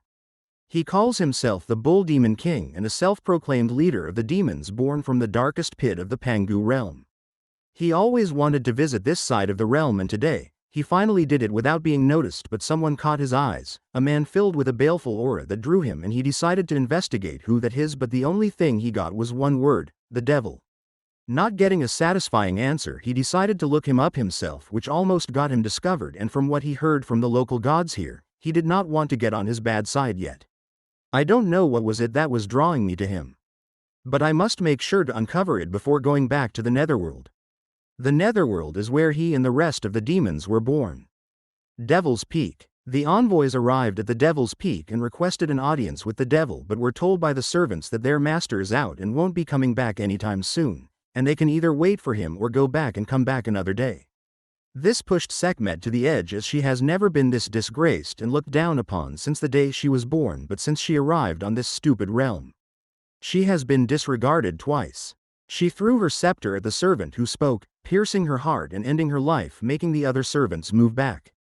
Sekhmet walked to the dead servant and pulled out her scepter and looked at the other servants. Now, you will tell me where your master is, or even better, call him here, or you lots will be falling one after the other until he gets here, she said while pointing the scepter at them. You must stop this madness, sister, said Bast, who appeared in front of Sekhmet and glared at her. Some of the other envoys also shook their heads at how Sekhmet handled things, while others were hoping she could show this devil guy his place. Even if the servants were afraid of dying, they didn't let it show on their face and stared down at Sekhmet as if telling her to do her worse. Seeing the way the servants react even in the face of death, Tezcatlipoca knew that they have complete faith in their master to avenge them even if he can't come to their rescue, which made him have second thought of this devil being and began checking his options. He might be smart, but what can his brain do in the face of absolute power? So he began making ways to speak to the devil without offending him. Get out of my way, sister, said Sekhmet without even looking at her sister, Bast. Bast didn't back down either. She did not want a conflict between them and this devil person. They all have heard about how these new beings were. They are incomprehensible and nobody knew the depth of their power, but one thing they all know is that they are not to be messed with. Put your weapon down, don't cause unnecessary disputes. That's not why we are here. They all turned to see the person who just spoke, and it turns out to be Amaterasu, the future god king of the Shinto realm. Say that for yourself, I have no problem causing dispute. That's my nature, Sekhmet said, unwilling to let go of her anger. So are you going to kill them all just so you could satiate your anger? If so, I'm afraid I will have to stop you before you make a bloody mess here. A bulky and tall man with so much hair on his head and beard stepped out of the council members and stared down at Sekhmet and said, he is Bor Burison, the son of Buri, the primal god of the Acer domain. Before he came here, to this realm, he has been warned by his father along with his friend, Burial, who apparently is the brother of the devil, to be careful not to do anything to provoke him, instead do anything he could to get on his good grace so that he might come back with his life intact. Seeing an opportunity like this to get on the good side of Lucifer, he couldn't let it pass him. Oh, I've always heard a lot about you Acer gods. Always eager for a challenge, especially you, the only son of the God King. While I would love to indulge you, I have other pressing matters and people to kill, just you will have to excuse me. Sekhmet was so adamant in dealing with the servants that she completely ignored Bor's challenge even if she wanted to. That's how pissed off she was with the servants. But Born would not just let her do as he pleases. If she didn't want the challenge, then he will have to force her to it. I did not say you had any choice to begin with, he said as he rushed at her with his twin blades ready to rip her life if need be. The other envoys made way for the two battle gods to face off. Go and get the master here, Tell him that intruders are causing havoc on the peak. Also, our sister is dead. An older servant who assumed the leadership of the servants of the Devil Peak said to another one who didn't waste any time and went to fetch her master. These arrogant gods are going to know why he is the devil. The envoys didn't notice this except from Bast, Amaterasu and Tezcatlipoca, who were paying attention to the servants. Amaterasu sighed as she had a feeling that things are about to go south. Just hope things don't get completely out of hand, even if the devil might be pissed, she said as she looked for a corner to sit and wait for the devil. Bast and Tezcatlipoca just stared at each other and sighed before focusing in the fight in front of them. Don't beg when I put you under my feet and make you my footstool, Sekhmet said, trying to provoke Bor. Say that to yourself, child. Bor also did not disappoint as he also made a comeback of his own, which greatly infuriated her. You have a death wish, Sekhmet shouted as she charged at Bor furiously. The two gods clashed off, trading blows after blows, even to the extent of almost causing damage to the Devil's Peak if not for some Samard gods who created a dome around Sekhmet and Bor, preventing any attack from affecting the surrounding areas. The clash between the two gods spanned for a long time with no intention of ever stopping, keeping the other gods entertained as they wait for the devil. Only 3 gods were worried for their safety as they kept looking around them to see if they could catch a glimpse of this devil somewhere. Another hour passed and the two were still at it, with Sekhmet receiving much damage as she was going up against a god older than her and also a god king candidate. The envoys were so immersed in the clash when they felt a very suppressing aura that brought them to their nests, each and every one of them, including the two gods facing off against each other. What do you think you are doing? Chapter 32, Show of Power. What do you think you are doing? The envoys heard a very cold and terrifying voice that sent chills down their spines. They were afraid to their core that even if Lucifer were to lift the pressure on them, they would be unable to move, much less being able to talk. Getting no response from the envoys, Lucifer increased his pressure on them, making weaker gods cough out blood. I will ask again, what in the bloody hell do you think you are doing? Terror and despair was what the envoys felt. Most of them were already regretting why they even came in this suicide mission, while some were cursing at Sekhmet for not controlling herself and acting wantonly. I believe you have deprived them their ability to speak, love. Aphrodite appeared besides Lucifer, stunning the entire envoys of her beauty. Lucifer raised a brow at the gods before seeing them gasping for air, and some of them were already at death's gate. Coming to a realization, Lucifer released his pressure from them. You lots are not primordials and you still dared to act almighty in my peak? Are you all insane? Asked Lucifer when he noticed that they were just new generation gods and they're not even god kings like Shangdi to be able to withstand his pressure and manage to hold his own against him. After being released from that overbearing pressure, the envoys gasped for breath, and those who were on the verge of death just collapsed and did not want to get up ever again until they were out of this mess. After regaining her strength, Amaterasu came forward and bowed to Lucifer. My name is Amaterasu, the first daughter of the god king of Shinto, Izanagi, and the primal goddess, Izanami. I am here today with the rest of the envoy from the myriad realms to meet up with you and build a relationship with you, she said with her head still down. When Lucifer heard the name Amaterasu, he thought of where he had heard something like that, but no matter how hard he tries to remember, he can never pinpoint it. He quickly put that at the back of his mind and focused on the woman in front of him, and he have to say, she is also a rare gem and she seemed well-mannered and behaved. With that attitude, she might be the only one to survive out all the envoys, or what they called themselves. I have heard why you are here, but what I want to know is who killed one of my own and why. Your answers might guarantee most of your lives, Lucifer said as a red glint passed through his eyes. All the envoys became silent when he said that. Nobody wanted to get on the bad side of the mad goddess. She always resort to violence anytime nothing goes her way, and if they did point at her and he did nothing, then they are better off living the rest of their lives here rather than ever going back home. Bast knew what the other envoys were thinking and sighed. She was conflicted on what to do. She wanted to protect her sister, while on the other hand, she wants to out her sister and be done with, but she did not know what will happen to her. She was still contemplating on what to do when she heard a voice helping her do what she should have done. She looked up and saw Tezcatlipoca with Lucifer and Aphrodite. It was Sekhmet here. She was just teaching most of the servants ways to speak to one with status such you and myself, said Tezcatlipoca with an aura of regality, as he believes that those servants were beneath them, and Lucifer may also see from that angle. Hearing the words of Tezcatlipoca, Aphrodite sighed at the fool. He clearly saw how pissed off Lucifer was when he said that someone killed one of his own, and here he was acting all here and mighty and looking down on the servants. Amaterasu looked at Tezcatlipoca with a brow raised and wondered what was wrong with him, and here I thought he was the most smartest amongst us, or has his brain been fried from the pressure earlier? Amaterasu thought as she moved back from Tezcatlipoca when she saw the crazed smile Lucifer gave him. Placing a hand on Tezcatlipoca's shoulder, Lucifer laughed and looked him in the eyes. You know, you are someone born with everything you ever desired and not struggle to get anything. You look down at your fellow gods because they don't have the status and strength you wield and call them lesser because of that. But that is going to change today, because I will show you what power can do in anyone's hands. Power can even make an ant defeat an elephant, and you are nothing close to an elephant because you are just another ant. Lucifer said these words, slowly making it sink into the head of Tezcatlipoca, who was now sweating profusely and knew that he had messed up big time. Without even waiting for Lucifer to ask, Aphrodite had already called for one of the servants to come. The new head of the servants came as she stood beside Lucifer and Aphrodite. Lucifer placed his other hand on the servant's forehead and granted her some of Urano's powers he had from devouring him. As soon as he did that, the aura of the servant changed as her entire being glowed, her turned pure white. She became the new goddess of the sky. After her transformation was complete, she opened her eyes that makes one who stare at them to think they were looking at the starry night sky. Lucifer smiled at his masterpiece. I think you have to show this arrogant second-generation god what true power is, said Lucifer as he gave the servant the go-ahead to take care of Tezcatlipoca. With pleasure, the new sky goddess said before walking towards Tezcatlipoca to tour out her new power. No, don't you dare touch me. I swear if anything happened to me, my father would not sit idle and let it slide.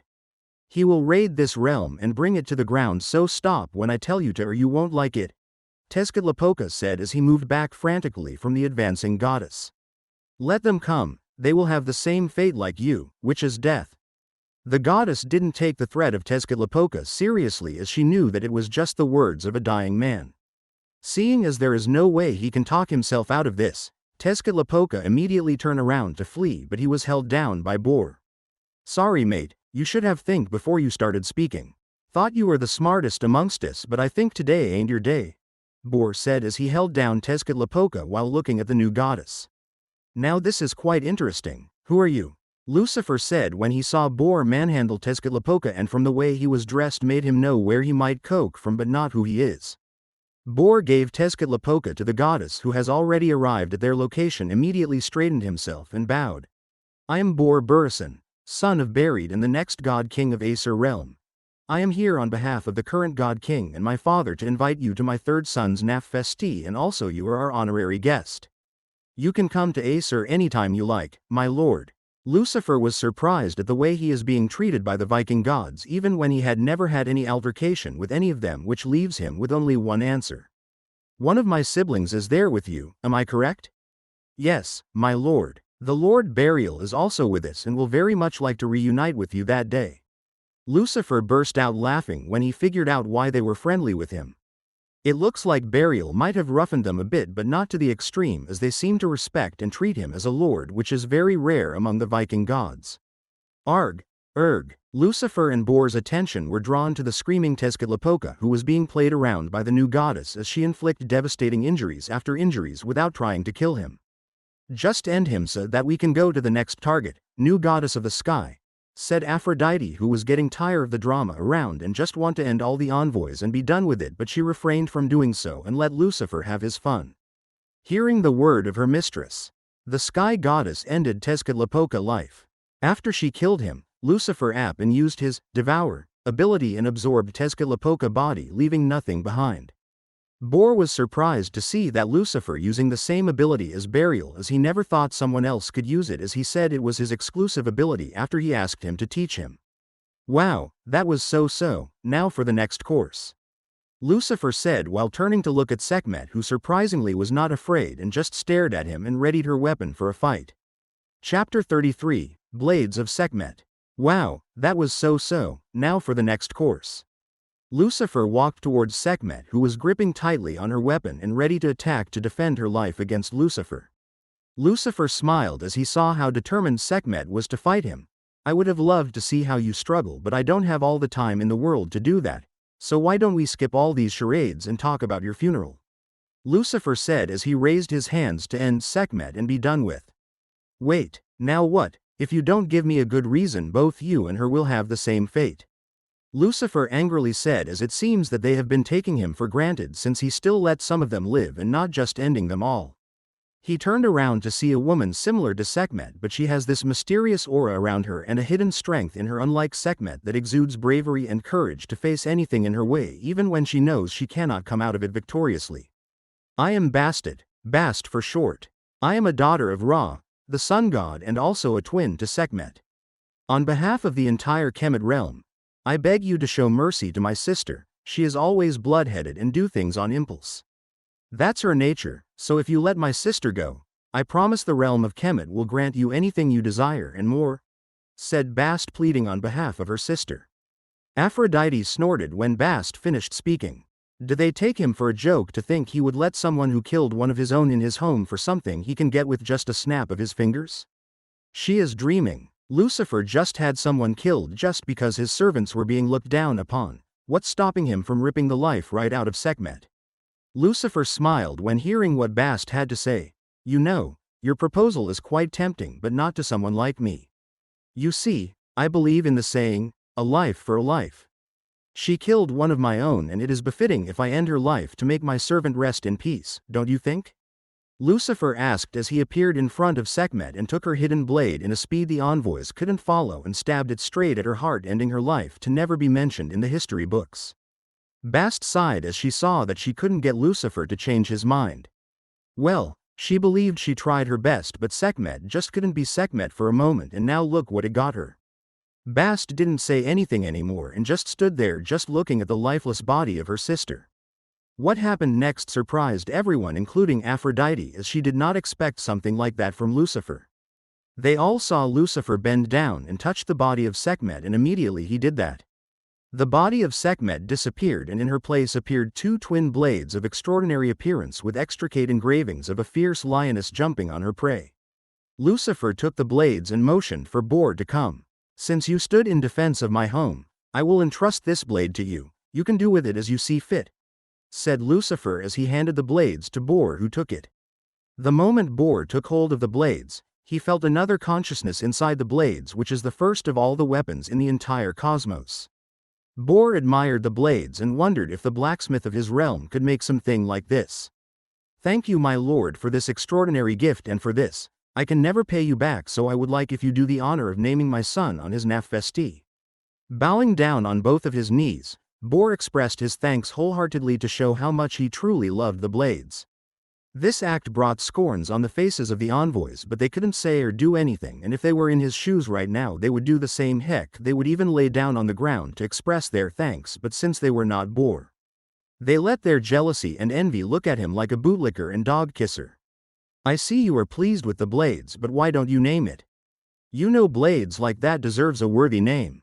Hearing the words of Lucifer, Bor looked at the blade and fell into a deep contemplation. He could feel the very consciousness of the blades, and he have to say, he had fierce aura just like the one it was made from, ready to destroy anything that stands in its way and face anyone or anything that opposes the one who wields it. After much thought, I think it deserves no other name than the Blade of Sekhmet, Bor said while putting his blades away from the greedy eyes of the envoys. Good, now since we are done here, except from these three, the rest of you scram, Lucifer said as his eyes turned to a glaring red, sending shivers down the spine of everyone who looked at him, making them flee from the Devil's Peak and leaving the realm of Pangu as a whole and never to return in their lifetime. Bast and Amaterasu were confused as to why they were still here with Bor while he chased the others away. Lucifer smiled when he saw how the envoys were running helter-skelter. Gosh, I have always wanted to do that and I got to do it. Pretty amazing, right? I know you two are wondering why you are still here. Well, that's because you both have caught my eyes, and you would hate if I were to send you away without getting to know you, said Lucifer as he appeared behind Amaterasu and ran his hands through her hairs. Bast, seeing the way Lucifer was flirting with another woman in the presence of his woman, was clearly disgusted by the sight. If you are thinking of taking me as one of your women, then I hate to disappoint you, but I am already spoken for, said Bast, not wanting anything to do with Lucifer. Hearing her, Lucifer appeared behind her, giving Amaterasu a chance to catch her breath and calm her mind down. Is this the first time a man has gotten that close to her, and that from someone of his caliber? Well, I like something about you, that mysterious aura around you, the way you hide your strength, making your opponent disregard you, giving you an advantage in a fight. All that is what makes you an ideal woman, and I want that. I don't care how long I will wait to will your affection, but I know one thing: you are nothing going to get along with that Patog guy. He is not worthy of a woman like you, and I am. Lucifer whispered these words to Bast as she had her eyes wide open at how he knew all that. Bast, having regained control of herself after her momentarily daze from having Lucifer being so close to her, moved away from him. Lucifer didn't pursue her and just simply snapped his fingers, and they all appeared in the hall of the Devil's Palace. Meanwhile, the servants outside and the new goddess took their dead friend and went to perform a burial rite for her. In the Devil's Palace hall, Lucifer sat on his throne as he looked at Bast. "You can go back to your true form. Nobody is here to see you," said Lucifer, as he knew that Bast's feline look is nothing but a disguise to hide her true appearance. Seeing the surprised look on her face, Lucifer sighed and said once again, "Yes, I know. I know that you desert gods always hide your true appearance with animals that you represent, and that's not a secret to the higher-ups of every realm. So if those guys know, then why won't I know about it?" Bast looked around her and saw that the two besides her aren't surprised as she expected them to be, which means they also know. She sighed and reverted back to her true form, a beautiful black woman with green eyes and long black straight hairs, and had a mysterious aura that says, "Don't mess with me. I knew you would be this beautiful, I never doubt my instinct. But I won't bother you anymore. You call, I'll go take your rest. The servants would show you where your rooms will be. You can feel at home," Lucifer said before he also stood up, only to stop when he heard Bast call out to him. "You know, my father won't sit by when he gets the news that his daughter is dead. Well, if he wants revenge, then he is welcome to, which would only lead to his untimely death," Lucifer said before walking away, leaving a contemplating Bast. Chapter 34, The True Powers of Lucifer. Realm of Kemet. He did what? A furious voice of an angry man reverberated throughout the throne room, where the god king of Kemet was addressing a lesser god that escorted the envoys from the Kemet realm to pay a visit to the supposed devil. The lesser god was shaken by the sudden loud roar of the angry Ra when he found out that one of his daughters was killed and the other one was being held by the devil. Ra banged his hands on the arm rail of his throne, nearly destroying it, if not that it was made by the well-renowned creator god of Kemet. "Ptah, how dare he do that? He killed my daughter for a mere servant, and even have the right to hold unto my other daughter. Does he not fear that I will make the council band together to stop him?" said Ra while looking at the lesser god, who was shaking in fear from the aura he exudes. Ra excused the god so that he can have the room to himself. After the god left, Ra sighed, "I must find a way to get rid of this devil, hence he will become a thorn on my side, but he has the Acer domain on his side. The Hindu for helping Shiva and those people always repays their debts, in the Pangu realm where he resides, which leaves me with the Greco realm. The Aztec realm for also killing their own. The Shinto realm and the Celtic realm. I could have asked for help from those fuckers, but all they know is all about pleasure and nothing more, but even with that, I still have the greater number, and if the other realms do not back down, then the first ever war of the cosmos will ensue. Realm of Aztec, send for Huitzilopochtli, we are going to war. Nobody kills my child and go scot-free, not even if they are the most feared beings in the entire cosmos," said a man which eyes screams rage, and the aura from him even affect the space around him to show how angry he was. He just found out that his son, Tezcatlipoca, how could he not be angry? He adored this son of his for his wisdom and how knowledgeable he was, and would have made him the god king of the Aztec realm, but he was too arrogant for his own good, which would cloud his judgment when it comes to decision-making. So he opted for his first son. But now he was being told that his favorite son has been killed by some stranger called the devil? How could he just sit by and let it be? He has to show that nobody can mess with him and go free. He will have to show this devil that there is someone who is not afraid of their kind, for he is the great primal god of life, Ometecuhtli. "Father, I'm here." Ometecuhtli was disturbed from his monologue by his son Huitzilopochtli, the god of war and the son of the Aztec realm. "Oh, you are here. Good. You know your brother was sent to the Pangu realm to meet someone called the devil, correct?" Huitzilopochtli frowned when he heard the name of his brother and was a little glad when he found out that he was dead, but he didn't let it show on his face. He never liked that kid, always bragging and boasting about how nothing can be hidden from him and how smart and intelligent he was, and never put anybody in his eyes because he was being highly regarded by his father and the rest of the god kings. He would have loved to even shake hands with the one who killed him, but that's impossible, so he has to pretend as if he was actually pained to lose his brother. Getting no answer from Huitzilopochtli, Omedikudli continued. I know you and your brother have your differences, but you must know that he is still your brother, and since you are the strongest of your siblings, you must gather up our armies and prepare for war, as I believe Ra would not sit by also, so we would be joining the people of Kemet to avenge your brother. Do you understand? Yes, father, Huitzilopochtli said before turning around and leaving his father and carry on his orders, when also being happy in his heart that he has finally been freed from a thorn on his side.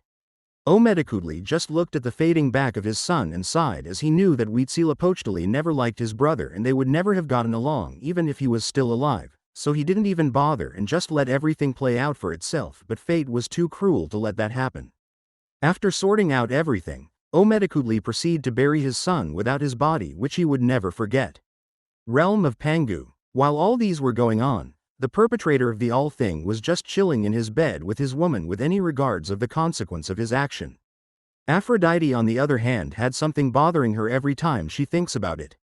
She could not understand how Lucifer could alleviate a low-level god to a primal god and even go as far as creating a weapon that is way out of the ordinary, and he did not even break a sweat. She knew Lucifer to be strong and powerful, but she believed that it was within the normal scope of things they could do as gods, not to the extent of what he did. What she didn't know, and what the other gods of the cosmos did not know, is that Lucifer is far beyond what they could call normal, and only he knew the limit of what he can do, and he knows that the only limit is what Michael, his twin, could do, and Michael's limit is what he can do. They are the two halves of God, their father. Lucifer can create anything living with intelligence, but not from nothing. He would need something like a material to be able to do that, but living things are just like him making tea in his last life, whereas Michael has the power of absolute destruction and can destroy anything with just a mere glance, and what he destroyed cannot be saved, recreated, resurrected, and only the Father can counter it, and also he can create anything out of nothing but cannot come to life, and only Lucifer can wield it to life. Aphrodite was not able to sleep that day, not that she even needed one, as she tried to comprehend the mysteries surrounding Lucifer, which she brings her to a dead end and makes her look dumb. Of course, Lucifer knew what was going on in her mind, but he did not bother to explain, as she already knows what she can comprehend, not something as complicated as what he can truly do. The next day, in the dinning of the Devil's Peak, the three gods were all seated with some plates of food in front of them, but the two goddesses refused to dig in, leaving Bor happy as he can have everything for himself. Bor didn't even care about where he was and ate and drank everything that was on the table, leaving the two goddesses wondering if he was not afraid of there being poison in the foods. I can't believe that you would think of me poisoning your meals. Everyone in the hall turned to see Lucifer walking in with Aphrodite besides him with a devilish smile on his face. Bor immediately stood up and bowed to Lucifer until Lucifer told him to get up before he stood up and continued his meals. The two goddesses looked at each as if asking who should answer the Lucifer, until Bast just decided to answer, ahem. It's not that we fear you poisoning the meals, it's just that we are not hungry. If you must know, we gods do not get hungry and only just eat for leisure, and I don't take meals this early, she said, hoping Lucifer would buy it. Lucifer didn't say anything, as he knew that even if they did not need for to survive, they were lying about the reason they refused to eat the meal he provided them, so he just walked up to his latest creation, the new sky goddess, and also will be the protector of the Devil's Peak. You shall be called Tainkong, for you are the embodiment of the sky, you shall be the guardian goddess of the Devil's Peak, Lucifer said, as he also shared some of the powers of Tezcatlipoca as he found them interesting, and it will be beneficial to his new guardian goddess. Now that we done here, Bor, why don't you lead the way to the Norse realm? Chapter 35, Going to the Norse Realm. Devil's Peak. I don't understand why we are going on this stupid, whatever it is called, with you. I want to go back home, to my family. You know that the longer you keep me here, the greater your chances of going to war with my realm, but if you let me go, I promise I will talk to my father to forget about going to war with you. I can broker peace between you two. So please let me go home. Bast was busy ranting on how she did not want to go to the Norse realm for the Nafesti of the son of Bor. Nafesti, Vikings naming ceremony. Meanwhile, Amaterasu just kept silent as she sat at a corner watching Bast rant to Lucifer, who apparently wasn't even paying attention to her and just closed his while whistling and waiting for Aphrodite, who was getting ready for the occasion. After ranting on and on for a long time, Bast out of frustration took a statue standing close to the wall and threw it at Lucifer. The statue flew through the air as it made its way towards Lucifer, who was unbothered and still had his eyes closed. Before the statue could even get closed to Lucifer, it was cut into two by the unsuspecting boar, who, like Amaterasu, remained silent throughout. After making sure that nothing touched Lucifer, Boar pointed his blade at Bast. "The Lord fancies you. That's why you are alive right now," he said before going to sit at the corner minding his business once again. Bast could swear she saw the way Lucifer looked at Boar after he said that, and knew that if he had made any move or spoken beyond what he should have said, then there would be another god to die by his hands. Does he truly care about me? But he has never met me before or knows anything about me, so how could I just catch his eyes in the first day we meet? There got to be something like, how did he even know that I am supposed to be with Ptah? Does he really want me to be his woman? Me and Amaterasu, and he is not making any advances and just wants time to take a course? Sigh, things are becoming complicated. Bast fell into a contemplative mood as she questioned if truly Lucifer had a thing for her and Amaterasu, and something she never thought that she would think about this early was if she should give him a chance to prove himself, but she quickly discarded it and let time take a course. After a while, Aphrodite walked out with no changes on her, making Amaterasu raised a brow at her as she could find no changes whatsoever on her. Before she could ask, Bast beat her to it. "I don't see anything different about you, which brings me to the question. What were you doing all these while inside and making us wait outside for you?"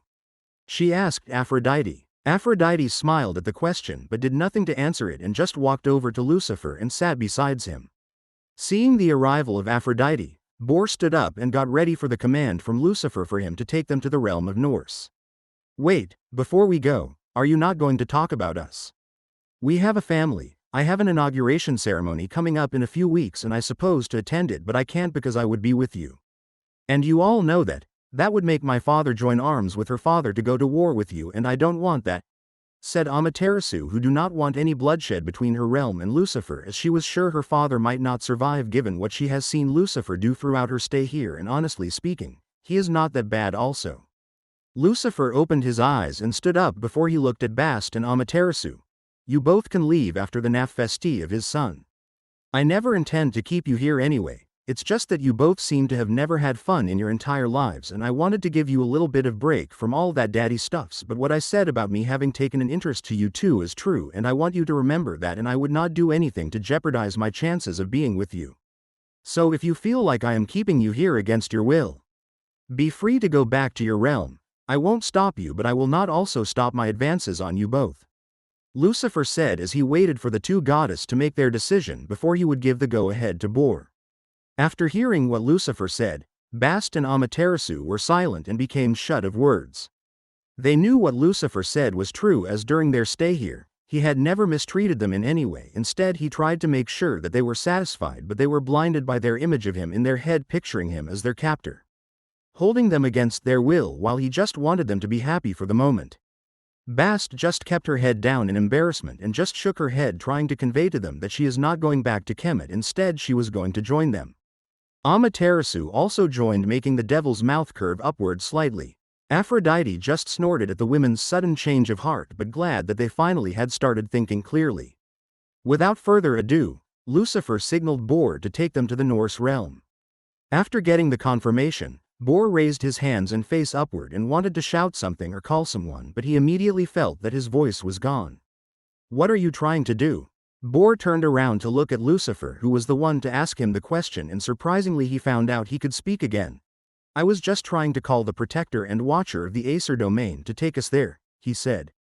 Lucifer looked at Boar with wide eyes when he remembered one of the movies his brother used to watch back in his past life, something called Thor, where they usually called someone to transport them to anywhere they want to go back and forth through something called Bifrost, and he knew that if that were to happen, then his palace would be destroyed, and he cannot let something like that happen. He looked at Boar and pointed his fingers at him. "You are trying to call Heimdall to take us with the Bifrost. Are you out of your mind? Are you trying to destroy my home? You should know better than to do that, son of Buried. Now if you would please Lucifer said while changing the trajectory of his finger pointing at the door. Bor scratched the back of his head when he realized what he was about to do and where he was. He didn't waste any more minutes as he quickly dashed outside trying to get out of the embarrassment and escaping from Lucifer as he completely forgot about Lucifer knowing most of their secrets. The others also filled himself where they saw him do the same thing he did inside before Lucifer shut him up. HEIMDALL, take us home. Bor shouted as a beam of light engulfed them all, taking them away from their location, leaving behind a circular and complicated rune-like drawings on the ground. In the heavenly jade palace, Shangdi, who was in his room with Bixia, saw the beam of light appear and disappeared, which made him guess that Bor was gone since that's their way of transportation.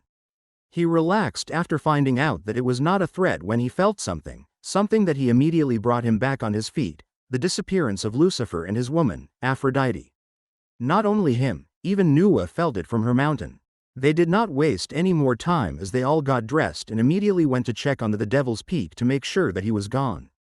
The first to arrive was Nuwa, who was surprised to see her son also on his way with his wife. "Mother, you are also here," said Shangdi as he bowed to his mother slightly as a show of respect towards her. Nuwa just glanced at her son while nodding. After that, she turned to the male servants at the base of the mountain. "Is the devil gone, or is this all just temporary?" she asked, wanting to get some answers. "He is just gone for a while, there is nothing to talk about there again." Nuwa, Shangdi and Bixia turned around to see a woman walking down the stairs slowly.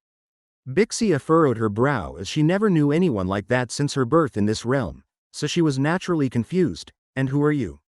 she asked. "How rude of me. I am Tainkong, the guardian of the Devil's Peak. Domain of Acer. Welcome to the Norse realm and precisely the domain of Acer." Bor introduced the group to his home with smiles on his face. Before they could even revel in the awesomeness of the place, they heard someone shouting, "Lucifer, brother, you are finally here." Chapter 36, The Acer Domain. "Lucifer, brother, you are finally here." The group turned to see an extremely handsome man that can make all the realms go to war for him. His beauty is on par with only Lucifer, who might even surpass him. "Try to keep your charm at minimal, brother, you might end up causing war between all the goddess in the realms," said Lucifer while looking at his brother, who was still smiling like nothing matters to him other than seeing his brother again. Burial ignored the stares directed at him and hugged his brother, whom he haven't seen in many years. "Okay, get off, stop acting like a child, you are billion of years old and yet you still act like a kid. I wonder what Uriel would say when she sees you like this," said Lucifer while trying to get Burial to come off him. When Burial heard the name Uriel being mentioned, his face changed for a brief seconds but quickly came back to normal. Burial released Lucifer from the hug and looked at him with a smile. "You know I miss you the most. Say, how has the years been on you? I never got to hear anything about you through the years. While I've heard of what Moronwell and Sadinel had been up to, which is not surprising given who they are, but I thought you would be the one to make the most impart, but you proved me wrong and went AWOL. How have you been, big brother?" said Burial, completely forgetting the people that came along with Lucifer. Aphrodite looked at Burial, the last of the Archangel's siblings and also the one who adored Lucifer the most and another of the siblings. Uriel. When Lucifer proposed the rebellion against their father, he quickly agreed and tried to convince Uriel to join them in the rebellion, but she refused but decided not to say anything about the rebellion to anyone and keep it to herself, leaving him disheartened. On the day of the rebellion, a broken-hearted Burial faced off against his beloved sister, trying to get her to change sides at the last minute that Lucifer wouldn't mind, but she refused, making him inflicting a very deadly injury on her, but he could not bring himself to end her, so he left her with there lying in a puddle of blood. "Hey, so Lucifer is the eldest, huh?" said Bast to Aphrodite, who picked up the last part of the sentence Burial said, which was calling Lucifer big brother. Aphrodite turned to look at Bast, surprised. She was starting to show interest in the life of Lucifer. "You know, when you accept to become his woman, then you will know all that you want to know. Until then, you can find it out by yourself, which will lead you to a dead end," said Aphrodite as she smiled at Bast, who was already regretting asking her any question. Of course Aphrodite isn't going to just give Bast the answer easily. She had to earn the right to know the truth about Lucifer, including the silent one listening to their conversation. Without wasting any more time, Burial and Bor lead the group to the palace of the God King of Acer. During their trip there, Lucifer and Burial had had small talks leading to Lucifer introducing the women to his brother. Burial turned to the beautiful Aphrodite who just minded her business. "I see why my brother took fancy of you. You are truly exquisite, and if Asmodeus was here then he would have done everything to get you to be his, but too bad for him, Lucifer got to you first." "I am Burial, by the way," said Burial as he introduced himself to Aphrodite while complimenting on her beauty. "I know who you are. Lucifer has mentioned about you on some occasions." "Burial, one of the lords of hell," said Aphrodite, who had a smug look on her face. Burial smirked while looking at Aphrodite, who was feeling herself right now. After that, he turned to look at the other two women walking side by side and saw they were as beautiful as Aphrodite but paled in comparison when it comes to the seductive aura Aphrodite exuded, as it could make any god fantasize about taking her to bed and have her for the night. Burial wondered what these two women were on that they rejected someone as Lucifer, who, even if Michael was considered his twin, he was inferior to Lucifer when it comes to their charms. "I don't know how you were able to resist Lucifer, but that was an impressive feat, but that's just a waste of time as you would eventually fall for him. That's who he is, his pride would never let him let you go," said Burial to the two goddesses, who started looking at Lucifer in another light. It didn't take long before they got to the palace, where they saw Buri standing at the gate with another man and one kid. They are the children of Bor, Vili and Ve, and the one that had the Nafesti was with their mother, which was not here. Vili was the oldest of them all, followed by Ve. Ve ran and hugged his father when he saw him, as it has been long since he last saw him. "I see you are back in one piece, which means you took our advice and you must be the Lord Lucifer. I've heard so much about you from Burial here. I am Buri, the god king of the Acer domain and one of the primal gods of the Norse realm. I welcome you and your companions to my home and also to the Nafesti of my grandson." After Buri said that, he led them inside, where there were a lot of extravagant meals lined up on a very long table with wines lined up the same way. Lucifer wasn't surprised by this, as he knew the Viking gods for being partyholic, which would be why Burial would stick around for so long, as he was in his element. While Lucifer was not surprised, the same could not be said about the women with him, especially Aphrodite. Bast and Amaterasu had heard about the people of Acer and how they party, and also one of the most beautiful place in all the realms to visit, but they haven't gotten the chance to visit the place for themselves as they were very busy. "Come brother, don't just stand there, these are all for you. I specially saw to it that they were to your liking," said Burial, beckoning Lucifer to the table. A smirk formed on the face of Lucifer when he saw the delicacies on the table. Since he became the devil, he hadn't eaten anything better, as he only had fruits for as long as he can remember, and now there is such a delicious meal prepared for him, and because he also bears some of the powers of the sin of Burial, he could not wait to dig in. Without wasting any more time, Lucifer sat down and started eating, ignoring the people around him as he devoured a plate of food one after the other. Amaterasu raised a brow, as she never thought Lucifer, the one they all called the devil, would have such a side to him. Even Aphrodite was slightly surprised, but she did not know that Lucifer has been craving for something like this since the day he reincarnated to this world. Even though he could not get hungry, he still missed the taste of such delicious meal. Burial smirked when he saw his brother before he remembered that there was others who came with Lucifer. He turned to them. "What are waiting for?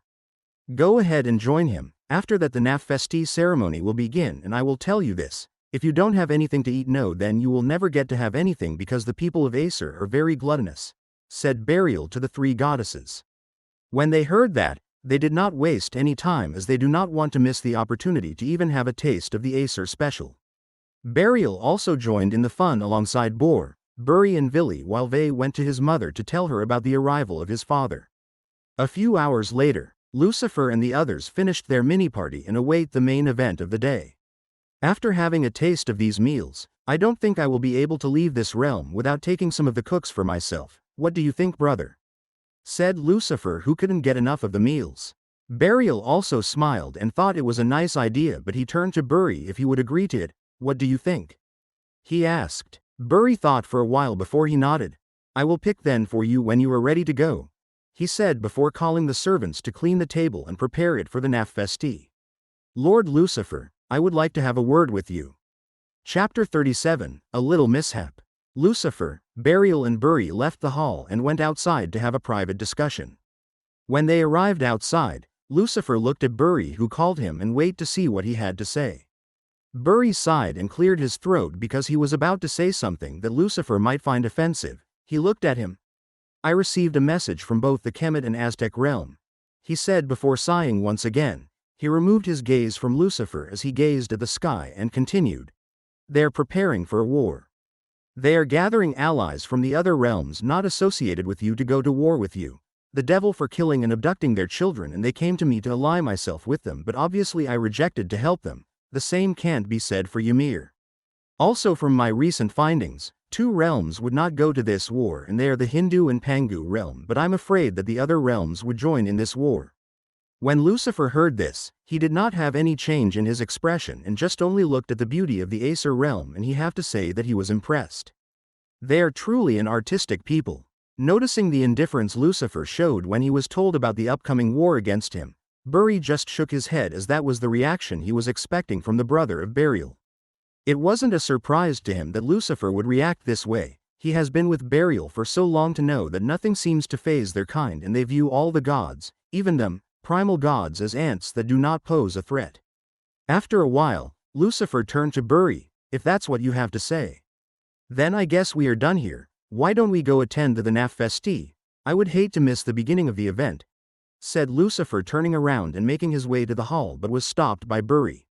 Actually, there is something I would like for you to help me with, said Buri while looking at Lucifer nervously. He sighed and continued. Ymir has been acting strangely recently. He is always quick to anger, which was as normal to him, but he has been getting physical lately. I heard from one of my associate there that he is even thinking of having the entire Norse realm for himself, which we divided as we are not going to have each other rule the other, and this is the only peaceful outcome, but I don't think that's going to continue due to his recent ideology. After looking at the situation, I have noticed that Ymir is not in his right state of mind, but someone is pulling the strings somewhere. Someone is telling him what to do, because the Ymir that I know is a man of his words and he will never take back what he says. Whoever is making Ymir like this, I'm afraid I cannot face them, as they might be too powerful for me to handle, and maybe it has something to do with one of your siblings. Buri hoped Lucifer and Burial can maybe help him with this little problem of his, as he has helped them. We can't help you on this one. This between you and that Ymir guy, and if indeed there was someone manipulating him behind the scenes, then I assure you that there is nothing to worry about, as none of my siblings that are in your cosmos would do that. Also, if the person pulling the strings do eventually shows up and they are beyond what you can deal with, then I assure you that we will help you. Burial was the one to answer that, as he believed Lucifer would also help given the recent kindness and loyalty they showed him. Lucifer remembered something from one of the movies he used to watch with his younger brother about frost giants and Asgard, present-day Acer, having a long-term war between them, and also from the mythologies of the Norse culture where Odin and his 2 brothers slew Ymir the primordial giant, using him to create the world. Maybe all those events were a result of this. It might all have started with the corruption of Ymir. Lucifer turned around and faced Buri. There is nothing that you can't handle, infant. Your grandchildren might even take care of it for you, he said before finally walking away, followed by Burial. Buri was left confused by what Lucifer said. What did he mean by his grandchildren might be the ones to handle it for him? He sighed and looked at the direction of Utenheimer, the home of the giants. Back at the hall, the gods of Acer have all gathered to witness the naming of their young prince, as they had ate and drank with laughter and smiles on their faces. When there is a celebration like this, it is normal for 1 or 2 fools to act irrationally and provoke someone who they should not provoke, and who would be better to provoke than the 3 new beautiful goddesses in their midst.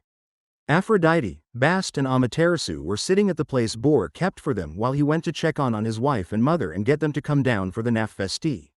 One of the Acer gods, who could not control himself when seeing beauties of such caliber, approached them. Hey beauties, I see you are not from the Acer domain nor from the Norse realm.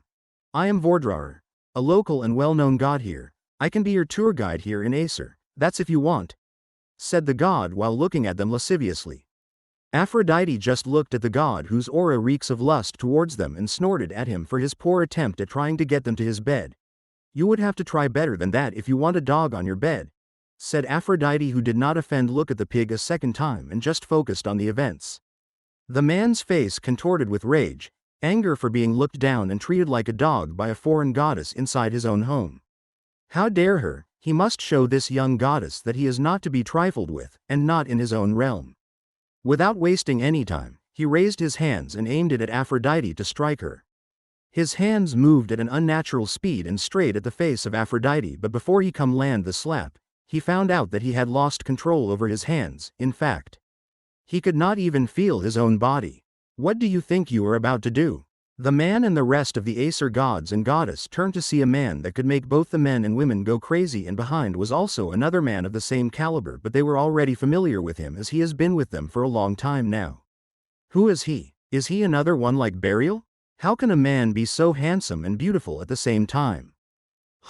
I just wished I could have him for myself. Even his angry face is so charming and intoxicating. The goddesses' heads were just filled with immoral thoughts about Lucifer and did not even think about the atmosphere. Meanwhile, the men were dreading the fact that there is someone like Burial in their midst. They haven't gotten eat of one, but another one came. If one Burial is bad enough, then what about two Burial? And from the looks of it, it seems Burial respect this new fellow very much. They just hope that they do not get on his bad side, just as they had done with Burial all these years. Lucifer ignored all the stares and voices of the goddesses as he focused in the Mab who was about to hit his own women. You dare try to hit my woman, have you no fear? For your insolent, your punishment is death and suffering in hell. Lucifer said as he looked for Bor but did not find him anyway, so he decided to do it himself. Lucifer willed his powers as the king of hell as he ripped the soul of Vordraer from his body, making his fleshy body fall on the ground. He sent the soul of the man to hell, to the region filled with lava, to be tormented for all of externality there with no way to escape his fate. The other gods were stunted to see something like that and the way the new man effortlessly ended the life of one of their own. What are you all standing there like a statue? Come on, we are here to party and party we shall. Don't let such a small mishap ruin the mood. Burial immediately said as the place has become so lifeless after the little charade just now. Are you all right? Said Lucifer to Aphrodite while caressing her cheek. Aphrodite smiled and nodded before saying, I'm fine, you made sure of that. The other two goddesses looked at Aphrodite and to say that they were not jealous, then they were lying. They want a life just like hers and now they're determined to get. They both looked at Lucifer and wondered if he was going to do the same for them when they are his.